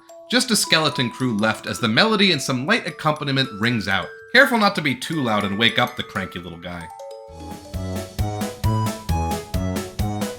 Of course, there's another theme for this board, the last 5 turns version. The pace is cranked up, as if the forest festival everyone was planning for is finally underway. The woodsy polka showing off some fun saxophone, xylophone, flute.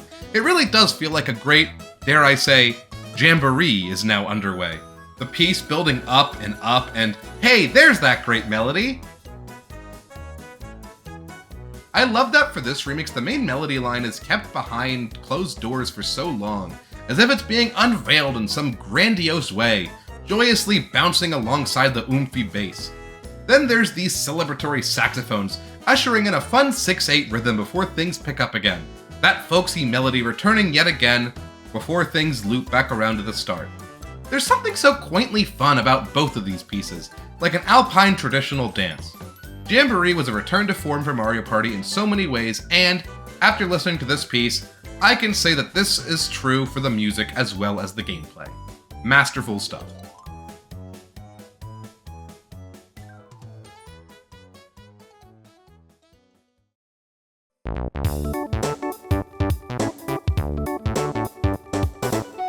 We are not out of the woods yet.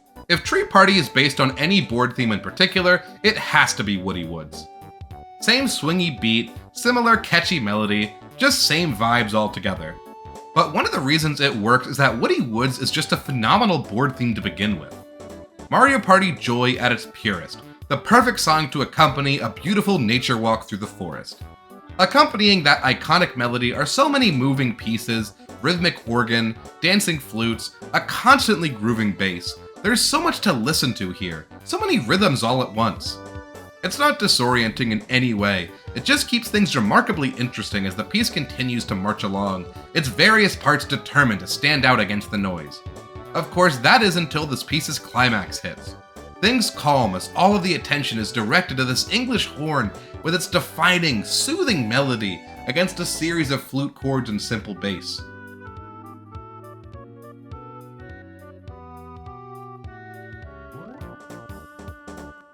I love this melody. This single line is one of my favorite aspects of any Mario Party board theme ever. I just love how everything seems like it's building up to something intense, only for the finale to be a soothing farewell, like a friend waving goodbye as they disappear over the horizon. The Mario Party Superstars version of this board does a good job, but I do think some of the peacefulness of the original is gone. Maybe it's the flute used for the main melody, or the clarinet used for the counter melody, but there's just something about this part that doesn't sit as well with me. That being said, the flutes that accompany the second run of the main melody are excellent, and playing a great counter melody for the bridge. The climax is a little strange though, the melody played by this muted trumpet, but in an almost lazy way. I get the vibe it's trying to capture, but just not sure if I like this one as much as the original.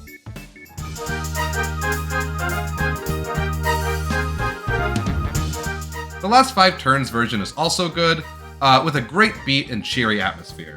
It's actually pretty faithful to the original, especially compared to the rest of the last 5 turn variants that like to shake things up a lot more, but again, they do something super different with the climax. But here I think it works. It's kinda like an extended version, which is neat. Overall, Woody Woods exemplifies some of the chillest vibes of any board theme in the Mario Party franchise, which is why it solidly deserves the number 8 spot and is my favorite board theme from Mario Party 3. Play me out, Woody!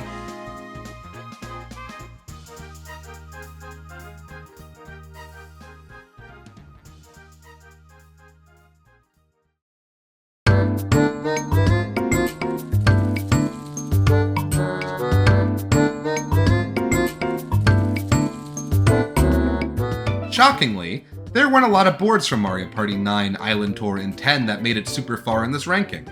That's because these Mario Party games are pretty bad, and so is their music, decidedly from an era of Mario where bland and vanilla was the winning recipe, meaning very few tracks really stand out.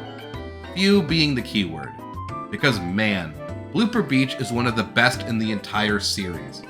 We're once again at the beach, and we once again have a new style of music. No more calypso, no beach rave, it's time to go to Brazil. Blooper Beach has a distinct bossa nova vibe to its background music, as if we're in for a relaxing day at a nice beach in Rio. Anyways, that opening melody is iconic, played both by the bass line and the melody. Perfect fifth up, followed by a series of chromatic increases, creating this feeling of both calmness and dissonance at the same time, against a super jazzy series of piano chords. Of course, we couldn't have a beach-themed track without a little steel drum, the melody handled by the classic seaside instrument, while the bass continues to play that motif from the beginning underneath. The melodica-like instrument also returns for the second go of the melody. I just love the way that the great opening line remains a constant throughout this piece. The flute takes us into the next bit, the strings coming in and fleshing out the sound, while the piano and bass continue to chug along. The piece ends with a little reprise at the beginning, now with these almost eerie tremolo strings over top, as if something daunting is lurking in the waters as we get deeper out.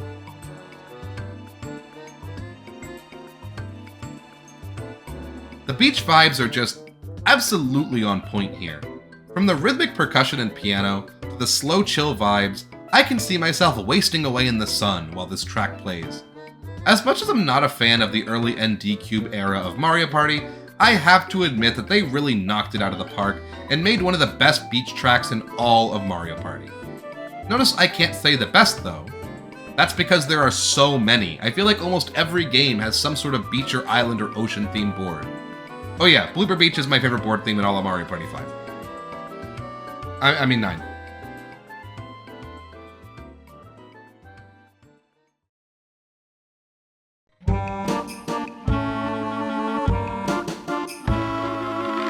Waltzing right into the top 5, Horror Land from Mario Party 2. How can you listen to this piece and not think about a ballroom filled with spooky spirits, like that scene from Ready Player One? Anyone else getting deja vu? I don't know what this association Hudson has with spooky themes and waltzes is, but I'm not complaining, because it really does sound so haunting and beautiful at the same time. A wonderful combination. That main melody is played by a gorgeous flute, but the chord progression underneath is so sinister, going from the minor 1 to a chord so unusual for a typical minor scale, a raised minor 6, a borrow chord from the parallel major. Then there's the B section, this breathy lower melody line elegantly dancing up and down the scale before leading us into the final section before the end. These broken up chords played up high by the bells, before an absolutely lovely yet chilling counter melody comes through in the bass, played by a reverby English horn, perhaps?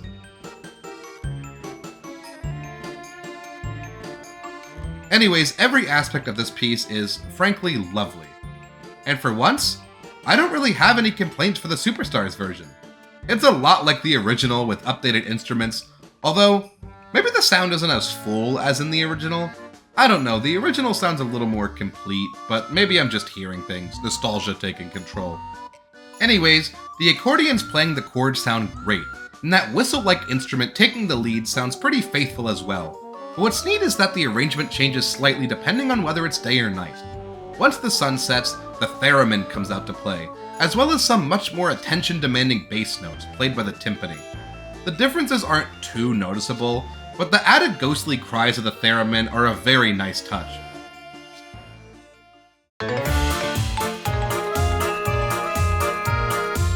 For the final 5 turns, we lose the waltz entirely, our meter gaining an extra beat as the spooky scary skeleton's Halloween Monster Mash bop starts to play. There's an extended intro where the xylophone and accordion trade off, leading into a very danceable 4/4 version of the original. This is great. I love how much it shakes things up while keeping it reminiscent of the original at the same time. There's also a little new section at the end, a play on the original melody that takes things in a fun new direction. It's very exciting and spooky at the same time, which makes for a great finale of the horror board. The original Horrorland theme is great, and Superstars really manages to take a classic and reshape it into something equally magical.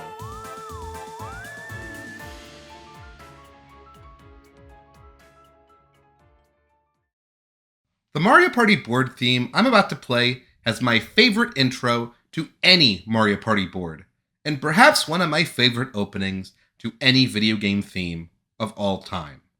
Are you ready? Enjoy.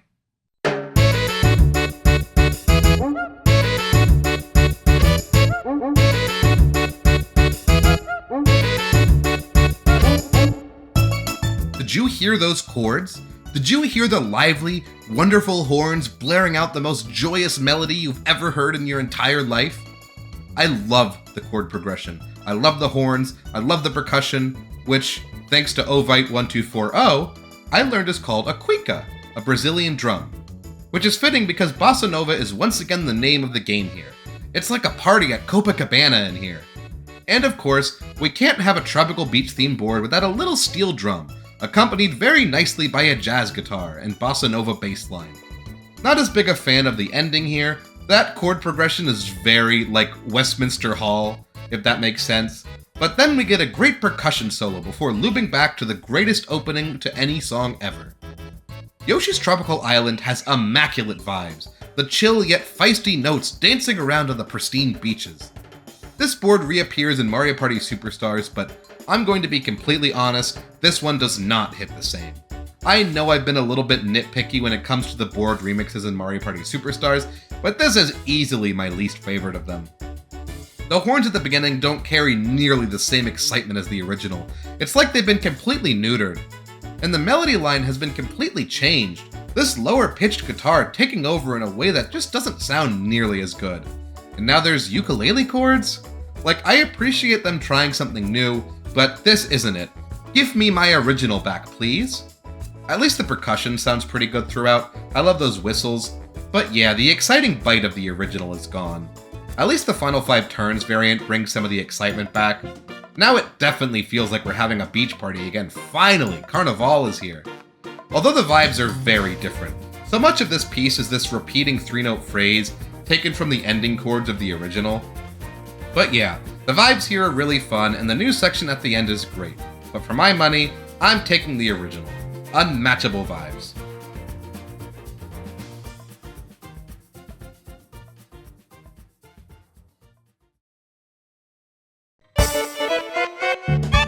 I've said this once, and I'll say it again. No Mario Party game out there has better board...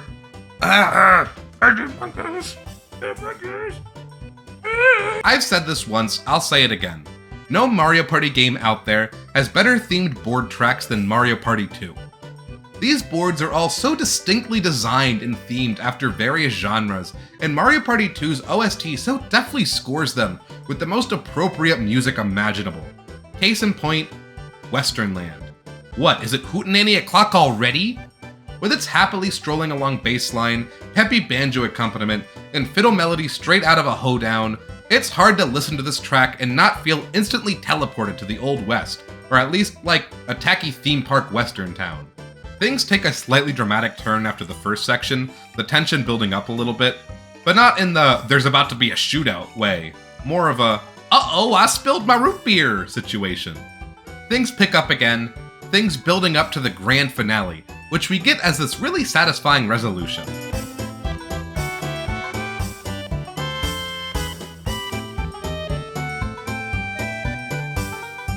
A little chromatic melody before we loop back. It's fun, it's upbeat, it sets the tone better than any other board. Similar to Mario Party Superstars, Jamboree also brought back some previous Mario Party boards. And it's pretty funny that this has only become relevant for the final 3 boards.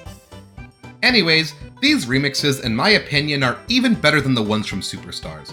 Like, just listen to the glow-up Western Land has had.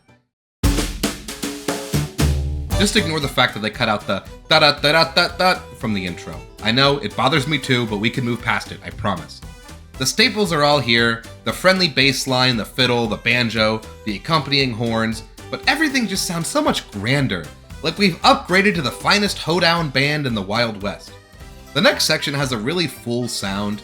Again, I think it's mostly thanks to the live brass, which always sounds so much better than that N64 synth brass. We also get some acoustic guitar here, which is really fitting for the location. I can just imagine old man Gohuzit strumming on the strings.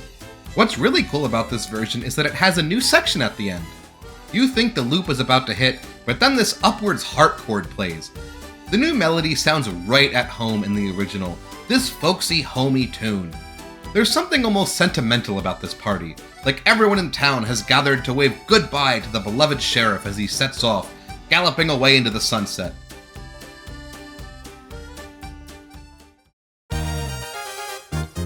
And of course, there's a home stretch version of this piece. We're definitely south of the border now, my friends, because those horns sound right out of a mariachi band. Of course, the piano is distinctly honky-tonk, giving the feeling that we're in some sort of cowboy-themed bar, hootin' and hollerin' over a few pints of milk. Another round, Wiggler.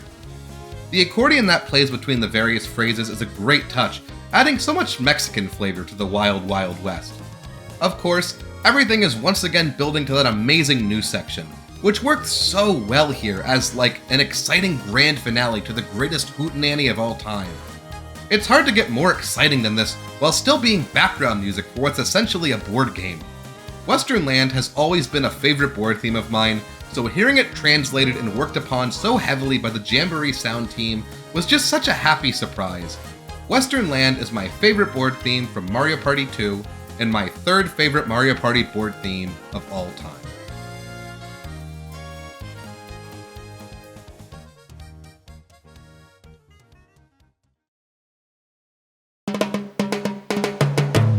Didn't realize how many of these final tracks would be beach themes. Blooper Beach, Yoshi's Tropical Island, and now, Goomba Lagoon. I think it's no secret at this point that I really like the music in Jamboree. Maybe it's recency bias, who can say? But of the new boards, Goomba Lagoon takes the dub. Talk about a party feel. This feels like the theme for the biggest celebration in the entire Caribbean. Our recurring friend the steel drum here remains the main melody, the mallets coming in with a little extra flavor. Then the horns embellish, building up to the main meat of this piece. This melody here. And what a melody it is! It's so ecstatic and pleasant. The flute playing a singable series of phrases, there's something almost lyrical about its pacing. The joy-filled excitement of this section is followed by a significant change of pace, things slowing down and the time shifting to 6/8. These circular melodies sounding comforting and buoyant, the triplets reminding me of Flotsam drifting around in the tide pool. Anyways, between the excitement and calming sections, Goomba Lagoon is one of the cheeriest, most exuberant pieces ever written for a Mario Party board. And that's not even touching on the last 5 turns variant.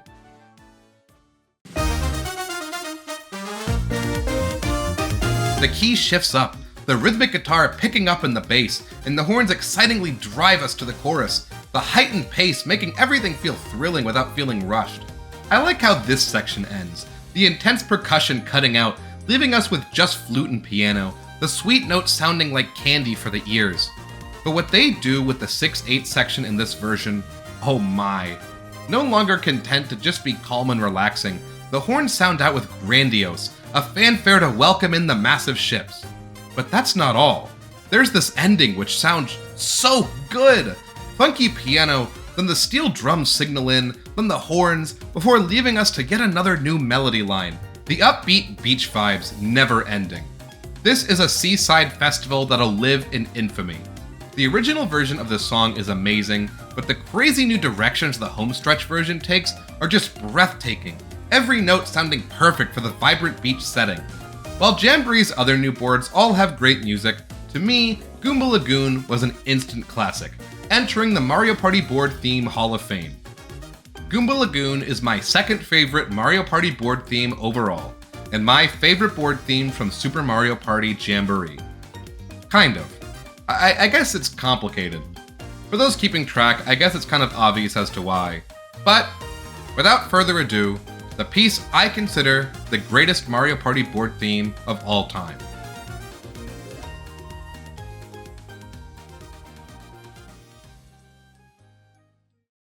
I feel like there's two main types of successful Mario Party board music. There's the exciting, riveting pieces that almost feel befitting of a theme park, danceable, catchy tunes that exist to create a bombastic atmosphere that perfectly score the hair-raising experience that is Mario Party. Goomba Lagoon, Western Land, Yoshi's Tropical Island. This type of board theme is littered throughout my top 10, as exciting music is, well, exciting. But there's also something to be said about the more subdued tracks. The Haunted Trails, the Blooper Beaches, the Mega Fruit Paradises. Depending on the mood, these can be frightening, relaxing, atmospheric. Really, their goal is to set a mood without necessarily being edge-of-your-seat bops. That's a long preamble just to say my number one pick is absolutely in the latter category, but you know, whatever.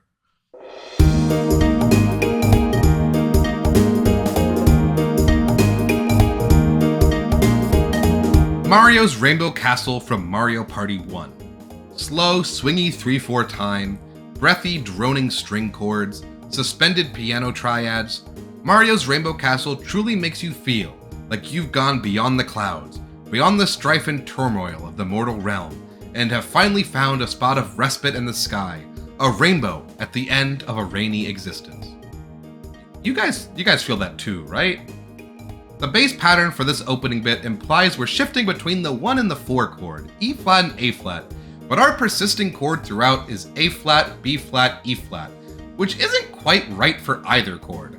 During the E flat major bit, this is an E flat sus4 chord, meaning what should be the middle note of the triad, the major third, is instead a perfect fourth, and during the A flat major part, it's an A flat sus2, the major third in the middle of the triad becoming a major second instead. What's cool is that this chord almost fits both E flat and A flat major triads, but is just slightly off in a way that makes them sound incomplete, but also still super pretty. This piece is an E flat major, so the E flat sus4 is a little more interesting. As the fourth tone of the scale, the A flat is really important in this piece. Not only is A flat major a vital part of the chord progression, but the melody line itself emphasizes it as well, seeming like it's going to spell out a second inversion E flat major triad with the B flat and the E flat before jumping to the A flat instead, 2 perfect fourth intervals in a row. But then the melody falls back down to G, the missing note of the E flat major triad, before returning to the tonic. The suspended note really does add a bit of, well, suspense here, as the lack of resolution for a second makes for a satisfying feeling when that progression does indeed resolve. But that's a lot of talk for what's literally only a small portion of the song. The next section is breathtakingly beautiful, the flute taking the melody over from the harp, that octave jump into the highest register, invoking the feeling of haplessly soaring through the sky without a care in the world. The chord progression here starts on the ever-important 4 chord, the A flat in this piece almost more prominent than the tonic itself. And then the melody moves to the 1 chord, then back to the 4 chord, then back to the 1, this alternating between A flat and E flat, a common theme in this piece. The second half starts us on 4, then 1, then, surprise, an F7 chord. It's so out of place here after getting so lulled into this repeating 2-chord progression, and I love it for that, a fly in the ointment before resolving with the 5 chord. Finally, we get one more section before the end, the chord progression very similar to the start of the piece, but the melody line changed to this exciting, jazzy line of piano notes. This melody spends a while restricted to just a couple repeated notes, centered around G, A flat, and B flat in a circular fashion. What makes it interesting, however, are the moments in which it escapes this pattern, as if the melody is a scared bird afraid to take flight, testing the waters with its wings. First it manages step by step making it up to C, a fourth up from the start before climbing back down to its comfort zone, before, again, making its way up to E flat and back the next time it tries to soar upwards. Once it finishes its ascent, landing comfortably on the tonic, the piece loops, graciously allowing the listener to another round of pristine beauty. And that's exactly the words I'd use to describe this track. It's beautiful, it's airy, it's light, it's mystical, it perfectly encapsulates a regal castle amidst the clouds. That's why Mario Party 1's Rainbow Castle is... what? Jamboree? Come on, have I not talked about this theme enough already? Mario Party Jamboree's version of Rainbow Castle is extremely similar to the original, with an updated instrumentation and some pleasant changes throughout, such as a bit of a more exciting percussive opening. That harp sounds as good as ever, and the suspended chords sound so beautiful played by those pulsing violins, the main melody taken over by a piccolo that sounds far better than the synth used in the original. But for the most part, no major changes. Until the end, of course, in which we get an entirely new bit, an exciting melody that honestly sounds like it'd be right at home in the original. The melody's chord progression even puts a lot of weight on the 4 chord.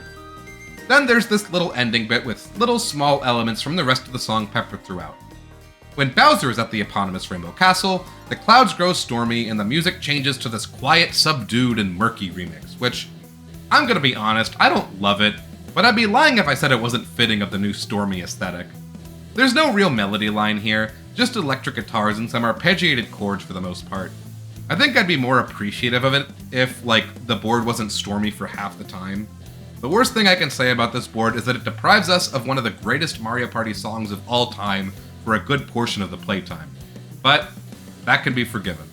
As for the home stretch version of the main theme, let's just say it rainbows my castle.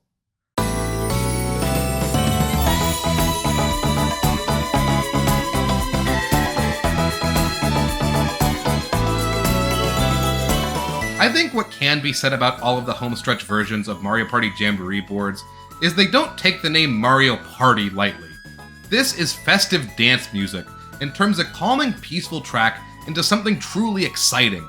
I love the spin on Rainbow Castle's melody, played by that high-pitched, pitch-bent flute, reminiscent of the original while having so much new flavor. And that's true of the next section, very familiar to the end of the original, but with its own peppy flair. Then, back to the flute before we get an entirely new section at the end.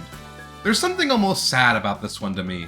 It's a piece happy to the point where it almost feels like an ending to something great, like a big, fun, saccharine farewell. The final tune before we take off into the sky, never to meet again. Mario's Rainbow Castle is my favorite board theme in all of Mario Party.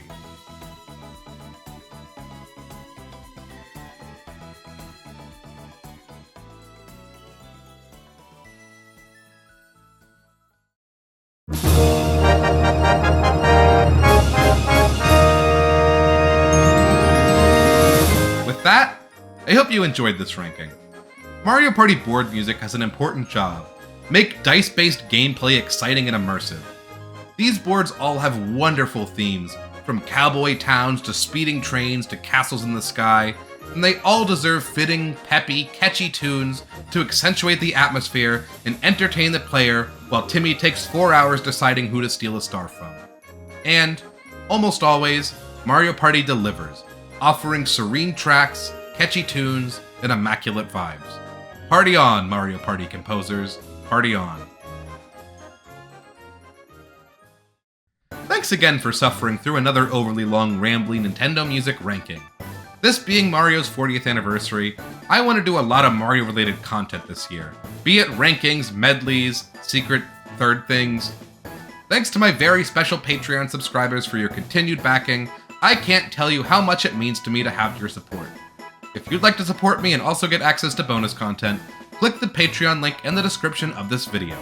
With all of that said, I have been Fred the Monty Mole. Good luck.